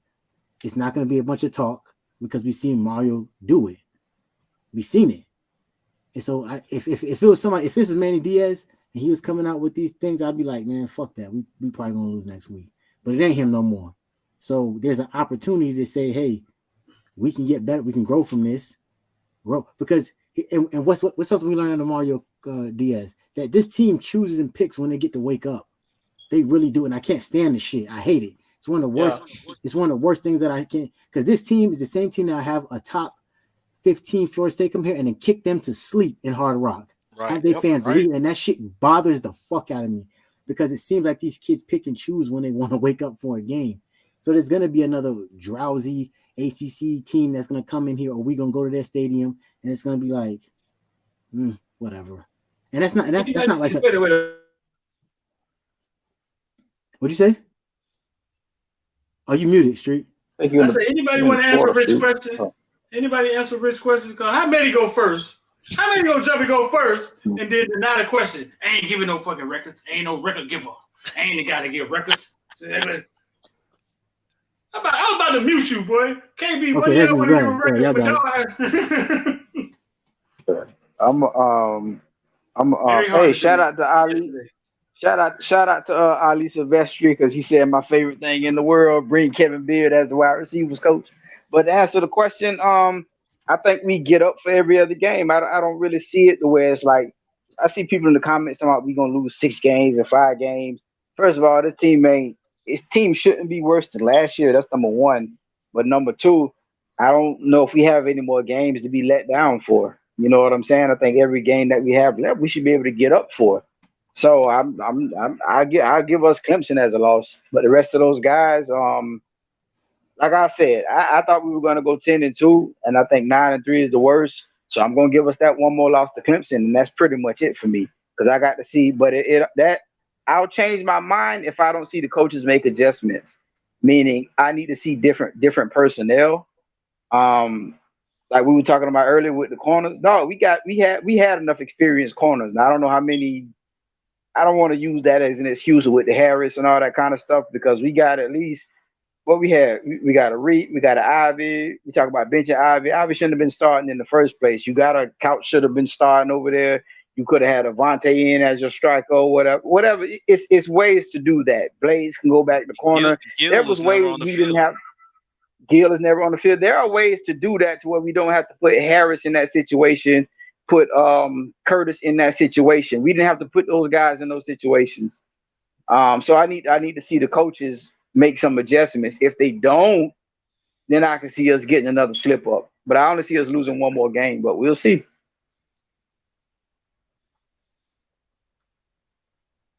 Okay. yeah. I ain't gonna Hey, lie to you. I think shout to y'all optimism for the record. Go ahead, I my think fault.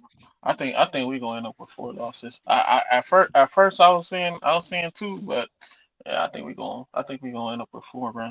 Because I just can't trust them right now, man. Because the staff can do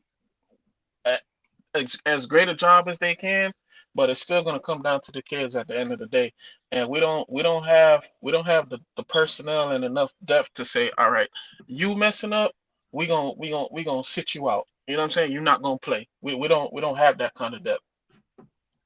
I don't know if I agree with that. We don't have that Alabama depth that we keep talking about, but yeah, I don't know if we agree with that because there's not too many players that I can't bench that I can't find a guy that's probably close to him in talent, maybe not production, but close to him in talent. Even if I had to bench, not saying that this will ever be happening, but if we remove Cam, we bringing in Devontae. If we remove James, we bringing in Devontae. We remove Ivy. Don't tell me don't tell me Couch and Porter can't produce whatever the hell Ivy's out there producing. Same thing with Flag. We can go down the line. LT may be the only guy that you don't have a guy that's comparable to him, but we still got guys that can come in on the D line and do the thing. O line is a little different story because that's kind of tricky. You don't want to lose O linemen. Right. All But right, I honestly but look at believe this that though. the guys that's go ahead. But look at this though, right? So when what's it called it? Couch went down, Stevenson went down, Porter went down. What we gonna do? We gotta throw in Harrison and Curtis. No, you don't. You have Al Blaze, and there's somebody missing. You have Blaze, you have Dunson, who has more experience than the other guys we're talking about, and there's somebody I'm missing. The true freshman. Balaam. No. I'm trying to leave. No, the guy you I'm trying to missing, leave out a freshman out. the guy you thinking about, he transferred to Mizzou. Yeah, Not but Clark. it's the thing though, right? They said Al Blaze is a safety, right? They have Al Blaze playing safety. They don't want to play him at DB. That's their fault. That's why I say the coaches need to make adjustments because we know that Al Blades can play corner, and you can't tell me for four years we haven't seen him make more of an impact at corner than he has at safety. They're telling me in the offseason he's playing 4 or 5 different positions. So why can't one of the 4 or 5 he go play instead of playing safety or striker? So I need to see the coaches do better, put the kids in position to succeed, and try things. Like we're not going for a national championship right here. You know what I'm saying? So there's some guys that need to be set, and I don't see a problem with sitting some of these guys, even if it's just for a game or whatever. They got to get their shit together.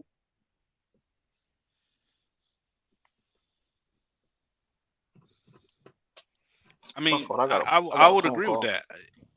I think you mentioned Blades. Blades has played a lot of corner in his career at Miami, and we got him playing safety or striker. Yeah, I didn't like that move. I didn't like that move because I thought Blades was always a better corner than Ivy. Right. And I think I Blades thought has the athleticism to keep up with a wide receiver that's a little bit faster, in my opinion. Yeah, yeah, and Mhm. he's just as tall as Ivy, right? He's to me he's quicker, he's faster, and and out of that DB room, he's the only one that I've seen make a play on the football. You know what I'm saying? Right. The Mhm. biggest From issue that that we had with Blades was the fact that Blades was playing safety or striker, and you got not only Avante sitting on the bench, but you got Gil Frierson sitting on the bench. yeah. See, Yep. see, I, Make it I make always sense. thought I always thought that we should have like James or Chase play striker and then play Cam and Avante back at safety, right? But I don't know. Man, so I'm confused because I'm seeing it. I feel like James is struggling down in that box, and everybody keeps trying to crown him as some type of linebacker, but he is not making the plays he needs to from the linebacker position from that star position. I see him like not trying to get to the ball, and mind you, these are kids that he was the biggest person on the field next to maybe some of the D tackles. And I'm watching him just half-ass effort to the ball carrier, half-ass effort getting the tackles, Yeah, like just pushing dudes out of bounds instead of wrapping them up, taking to the ground. Are we just asking too but much of but but him? I'm gonna Like, say But nah. I don't is think this so. just I yesterday? don't think Wait, hold so. on. Is this just yesterday though? Because we was praising this motherfucker the Texas A&M game. that was yesterday. I think that's Yeah. sometimes that's what I'm saying. So sometimes we have to be careful of that though. He played a lethargic game like everybody else. But with Medi, I'm with you now. All this bullshit about him going in the box and standing in the box. No. He's playing good what he's doing, coming in and going out. So sticking him in the Right. box, no, he hasn't shown that that's going to be an elite thing to do. Go ahead, Don. I, But all right. But look at this though, right?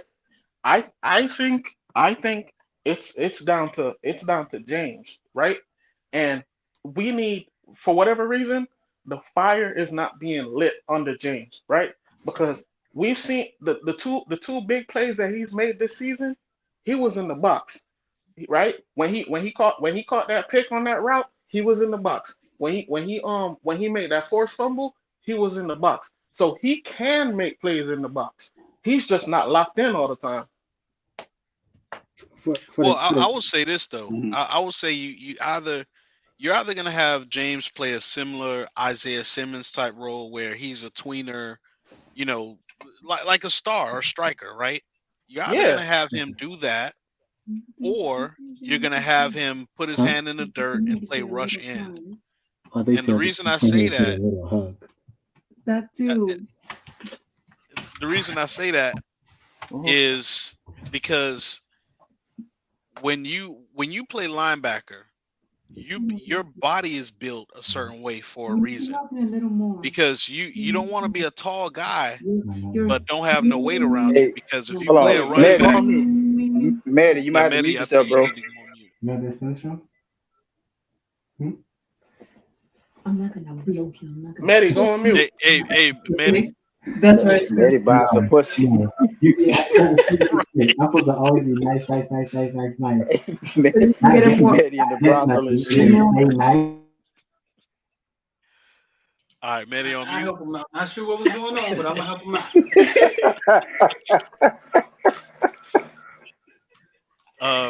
Yeah, so Maybe trying to take out his frustrations on something. uh-huh. Yeah, but you know, you're built a certain way when you're a linebacker. Linebackers are 240 pounds, usually a little bit more stout, a little bit more stocky, because you might have a 5'10", 235, 240-pound running back coming at you. And if you 6'5", you're not gonna win pad level with a guy who is that type of stature. And when you play James purely in the box as a linebacker, you kind of get exposed like that. The one thing I would say is when you have length like James has, you could play in space a little bit better because you have length. So when it comes to covering a tight end, when it comes to covering receivers on certain routes, as well as trying to make those shoestring tackles, he's going to do very well. But when it comes to trying to, tackle or go up against linemen that are 300 pounds, shedding a block and then making a tackle, it's a little bit different. If you're a rush end as well, all you got to worry about is your technique in beating a lineman who's traditionally going to be slower than you off the ball. So they got to make a choice. Either you're going to have him play that star tweener position where he can still cover in space with tight ends and everything that the modern game brings, or you're going to have him put his hand in the ground and rush the quarterback. Which one are you going to do? Because if you put him solely in the box to be a linebacker, you're going to expose him with pad level and all that other stuff. Yeah, I don't want him. I don't want him to be a linebacker. I think striker or a star or whatever. Because even the Texas A&M game, right? When we was having him covering Buddy out the backfield, I thought he did a good job. You know what I'm saying? Did a great job, dog. Yeah, but my issue is he's just not always locked in, right? And the thing about James is when he's locked in, man, that kid could make game changing plays. Absolutely. I agree. I think our problem is I'm with y'all. I'm with y'all 100%. I don't want him in the box. I don't want him playing rush in either because what we're doing is looking at him the same way we're looking at Thad. Great players, they're not the type that we look at their body and say that this is what they are. Like they was, we had the discussion about that not being an actual bruiser and not running that type of guy, but he's still a great back. It's the same thing with James. Just because he's 6'5" and he look at the way he carries his weight, dog. He's still thin. That man is not going to transition into a linebacker, not very well, and he's not that kind of physical. He's the kind that's going to jack up a guy that's his size or smaller, but he's not going in there and you know what I'm saying. The way y'all see Flag taking on linemen, you ain't finna see that from James. You know what I mean? Flag is a real linebacker. He may not be all that talented, but he's a real linebacker. So James is fine where he is. James had a bad game just like everybody else did the other day, but against Texas A&M, motherfucker was lights out, man. See, and we already have an example of that experiment going wrong, right? Because I think us moving K4 from a safety to a linebacker, Yes, sir. I think that was a mistake. K4 looks trash now. he's not working well with that 200 and whatever how much pounds he put on. He ain't working well with it. Mhm. I don't know if it's And the weight though. I'm gonna say that because he still nah looks nah fast. I just think he can't read.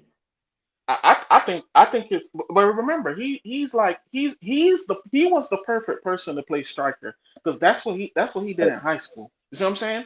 But Hmm. for whatever reason we were so adamant on making him a linebacker and he it's not transitioning the same. You know what I think it was? Because that transition came under last year's staff. I think it was out of necessity that it Yeah. was, and I think that's what it was because he looked really good as a striker. I remember him coming in like getting some goal line stops and just getting. I'm like, damn, I like this dude. But again, like you say, this is when he was a striker, so he should have Hmm. been left. I don't know if it's too late to change or any of that, but he should have been left back there. Yeah. Keyshawn Because that's what. Washington played yesterday. Nah, I seen him though. I was Somebody, reading that they keep saying somebody, that somebody said Keyshawn Washington be laying that boom. they And was talking about Keyshawn he laid the boom in in the the thing. he laid the boom in the spring game, but I seen him on the sideline with his pads. I ain't seen him in the game. I didn't even know he was still here till they started talking about Yeah, it. he cut his hair. Dang. Okay. Yeah, I did He not got know a he was still haircut, here, so bro. he ain't got them I dreads said, no more. hold But on, what I happened gotta to check. Balaam? Where's Balaam? Yeah, he be on the Right. sideline. He be there. And Because that's another thing. So I'm surprised. I'm sorry, Don. Yeah, I'm surprised that Balaam hasn't gotten any playing time because he damn near was in the game before everybody else. And then he gets Hmm. hurt, and then now he's just out the picture, you know? He's a safety, right? Yeah, he a safety. Yep. Yeah. Ain't Remember no safeties do that. he played Clemson. He played the Clemson game. The boys ain't coming out of the game. Well, you don't have to though, because if they're finding ways to get Al in the game, how the fuck you not finding ways to get Avante and Bait? You gonna tell me both of them niggas dumb and don't know the defense? Now Like, I did see Bailey come up and and hit somebody in bro, the platoon game. we talking about, and that's the thing too. Like Rich was saying, like yeah, it's a different game where guys everybody covers a little bit more, right?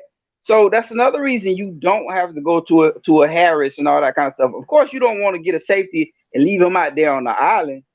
But I can have Avante, you know what I'm saying, be the man next to DJ in that slot and saying, hey, that's your man that's gonna get beat deep, whatever, whatever, whatever. I don't have to go to these freshman cornerbacks. So again, I need to see the coaches get way more creative and stuff. We got safeties, put them on the field, put them in zones, put them in positions where they're not gonna be alone, man up on a guy that's just gonna take them deep or whatever, whatever, whatever. You can do that as a coach. Put those guys in position to succeed, but they need to see the field more than some of these freshmen you just throwing out there for the first time, getting them exposed. Who knows what the hell that does to their confidence? Yeah. So I say this too, right? I don't understand why Wesley is not in the game yet, right? Because I seen Wesley and Chase get in the game, and those are the only two linebackers I seen redirecting routes out the backfield. You know what I'm saying? I don't understand why they not getting in. Cause Flag don't do it. Caleb Johnson don't do it. They don't attach to no routes and redirect stuff out the backfield like linebackers are supposed to. You know what I'm saying? Like the linebacker leaking out yeah, and he getting a free release out into the flats, and then we wondering why Flag can't catch him up. Man, he's still within that 5 yards, so you could knock him out and knock him off his route. You see what I'm saying? And they say okay, he don't know the playbook, blah blah blah blah blah, right? But I've heard Nick Saban say it, and I've heard Dabo Sweeney say it. He said, I got a dog that could make plays. I need to put him out there and tell him to go make this play. Because Nick Saban did it with Will Anderson, right? He realized Will Anderson was a dog. He put Will Anderson out there. Will Anderson ain't know no playbook. He said, "Hey, go make me a play." You know what I mean? yeah, yeah. Because I'm certainly tired of seeing Steve diving at people fucking ankles and missing tackles. Like Yeah, there's got to be Steve, more. Like Steve filled Texas A&M game. Steve filled that hole, and I'm like, yeah, he gonna start the play. Man, buddy just ran through his arm tackle. I'm like, what the hell going on? Yeah, dog. I've seen this man too many times just be at the bottom of somebody's feet, and the man just gone. Yeah, they just stepping out of his little tackle, man. I mean, and Not, not. I go What was ahead. going on with Steve last year? Because last year looked like he was turning that corner from being injured and really playing himself on the field. So I don't know what's going on now. I don't know. That's probably. I think a lot of it is like, man, everybody's relearning a new system, right? Hmm. So I think that kind of adds something to it too, because even still, like even sometimes even flag will hit the wrong thing. So Hmm. it's it is still all new to everybody. You know what I'm saying? So Can I I'm say still this? kind And of. if it can I say this and see if it makes sense? Especially to you, Streeter. We look at Mario and we look at his personality and all that kind of stuff. Is he a guy that's afraid to be uncomfortable? Like when we seeing, it comes down to, I think we talked about it the other day. You play guys who you can trust, right? But Mario, bro, you got a 10-year contract, whatever it is, 80. You ain't going nowhere, right? Are you afraid to be uncomfortable? Meaning, are you afraid to do risk reward when it comes to Avante Williams getting on the field, when it comes to Chase getting on the field? Because the guys in front of them are just not. It's not. When I talk about Avante, guys in front of him, I mean like Al Blaze being the first safety off or whatever. Are you afraid to put guys that may make plays in because they just not 100%? You know what I'm saying? Like you have to be willing to be uncomfortable sometimes. Like Don just said, if I got dogs, I got to You get them think on the Mario? field in some You think capacity. I'm you think asking, Mario? is that You think fair? Mario? You think Mario stamps? You think he stamps who still start? I would fucking hope Yeah, so. I hope so. Okay, so Yeah. you think still brings a star lineup to him, and Mario be like, or they just discussed it together, like Blaze Yeah, I No, think or I think I just think when they watch film, Mario should be able to go to Steve and say, "Hey, why isn't this guy playing?" That's the same way our coaches used to do us. Our coach used to work with the O line. He worked with receive. We receivers DB. This man cussed out our receivers coach one time. This is because we like it's like the end of the season, and there was a partner of mine named James. James catch everything. He ain't the most explosive guy, but he would catch everything. We in practice and we going at it, and James coming across the middle, catching balls. Coach threw his shit on the ground. Why the fuck is this motherfucker not playing? That motherfucker went off on our receivers, and then from then he started going from spot to spot. And so when he came to the DBs, the coach wasn't there that day, but he went to cursing because of the way we were taught to play DB. None of us liked it, but this is what we had to do. Coach say, "Why the fuck are y'all doing that stupid shit?" This is the way that we were taught. He fuck that. This man went off. And if yeah Mario, you the head coach, that's what you're supposed to do. yeah, but I so think so but I think so I that's when think things so wait, that's when things get bad, right? That's when things get bad. yeah. I don't. Okay, for the first thing you said, I think Mario is somebody who doesn't like to be uncomfortable. I do. I could believe that. Everything around him has to be controlled. He ain't let nobody in. So I could believe that, but I wasn't sure that. So you think Gaddis come to him and be like, "Hey man, I'm gonna start Keyshawn," and he be like, "Nah, go at last and go with the vets." Oh no. What I'm saying is after he reviews the film, what he should be doing, what his job is, and I don't see what the problem would be, is to him to go to these guys and say, "Hey, why isn't this guy in?" Or I want to get this guy more looks. And when the coach rebuttals, you say, "Yeah, I understand that, but I'm seeing this guy do this, and we need to make this work. We got to see what we have here." There's nothing wrong with that. And two coaches that have been in the game that long, they should be able to do that. I think it's a long season. We saw how many people Yeah. got hurt yesterday. I think it's a long season, and it's kind of like, listen, man, this is what we got. We got to make it through this motherfucker with this. If we start digging a little too deep, Malik Curtis is gonna be out here 1-on-1, and it may not be time for that. You know what I'm saying? So I think it's a long season. Why Gill isn't playing, I don't know. Gill has made plays. Um, I don't know why some of these things are going on. I don't know if people suspended for quarters at a time. I don't know. Yeah, But I think it's a long season though, and I think you got to kind of manage the roster as if you have it, like you have it. You know what I'm saying?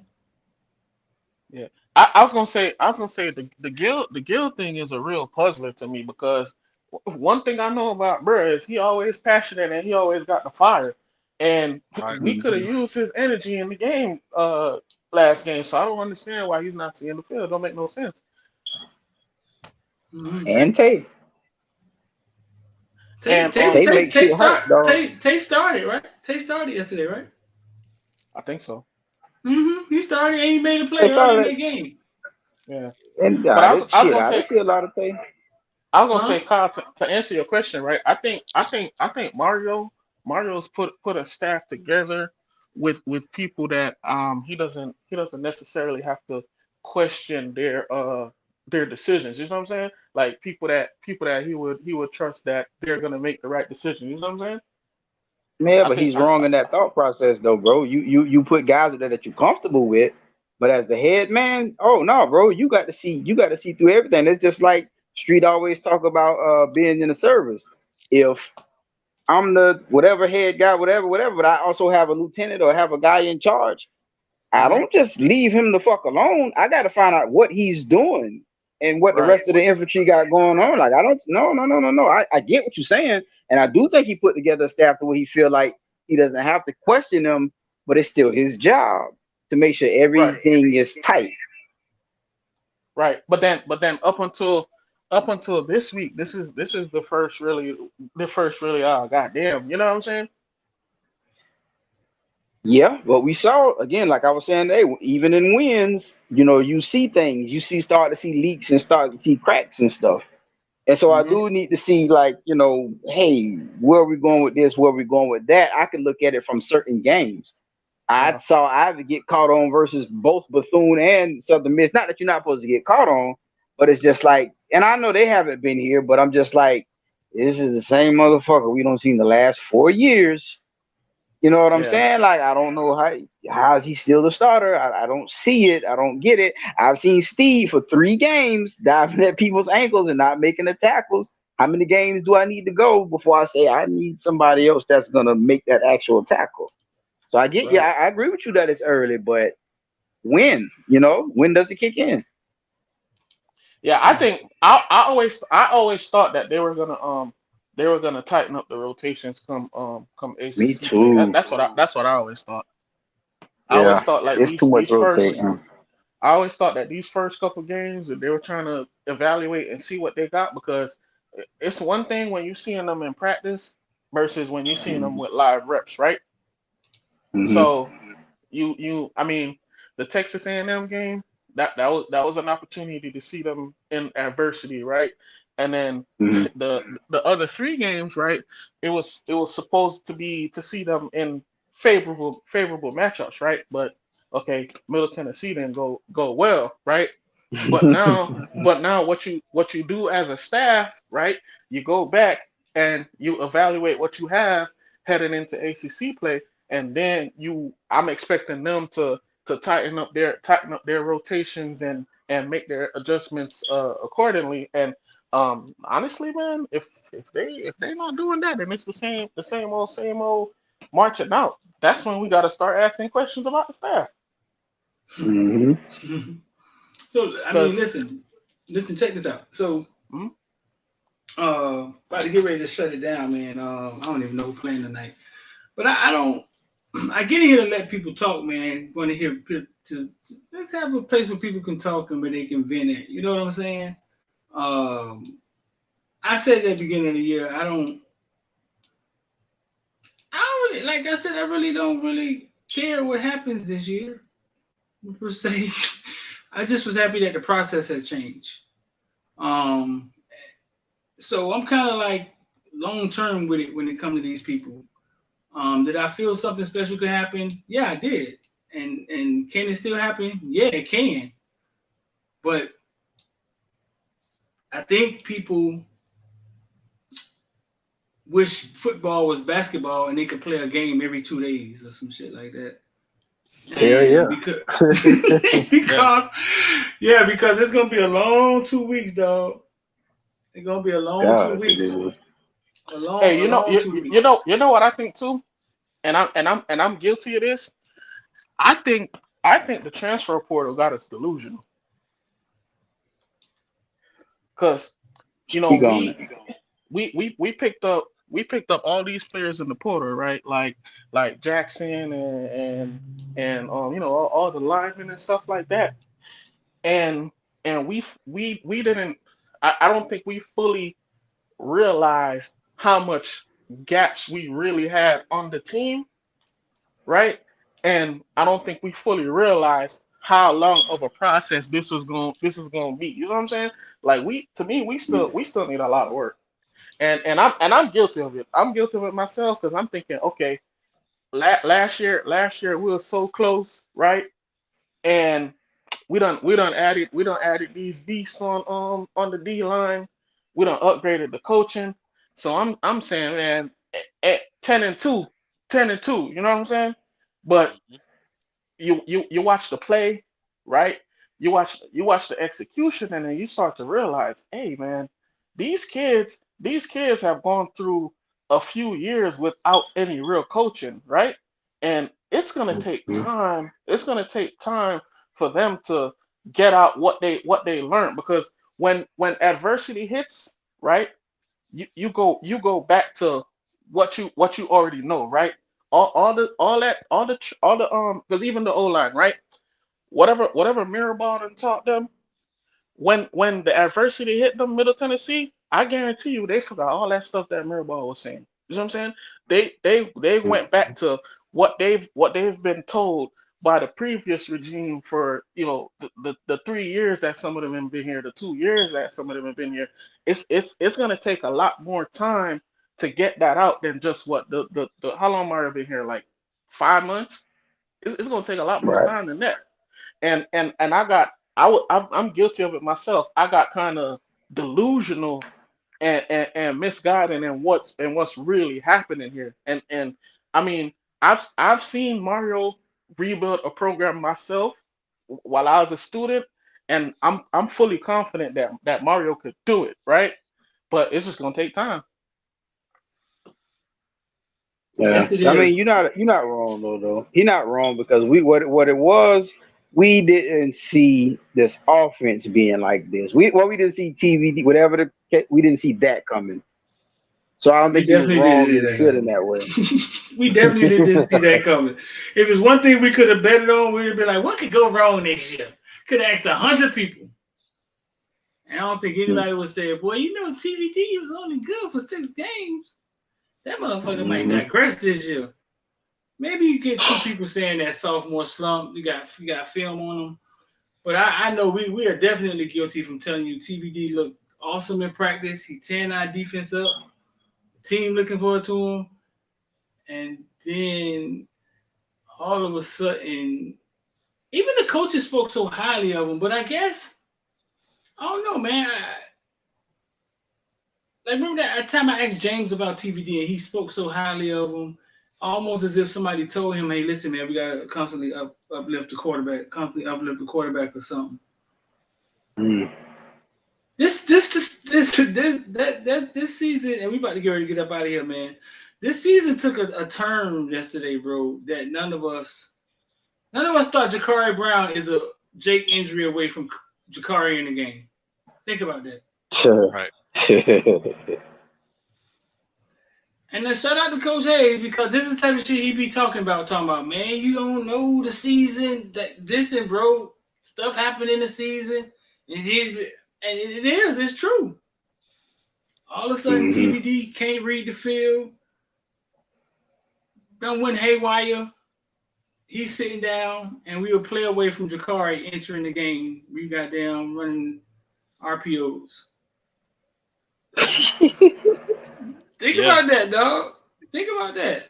Hey, I wouldn't mind a Wildcat with Jakari and Brad and Deshaun Smith. Let's get it. Let's get it. Nah, think about that, dog. So listen, man, let's get up out of here. If y'all just getting here, man, that's Ken Dorsey right there having a fit I think because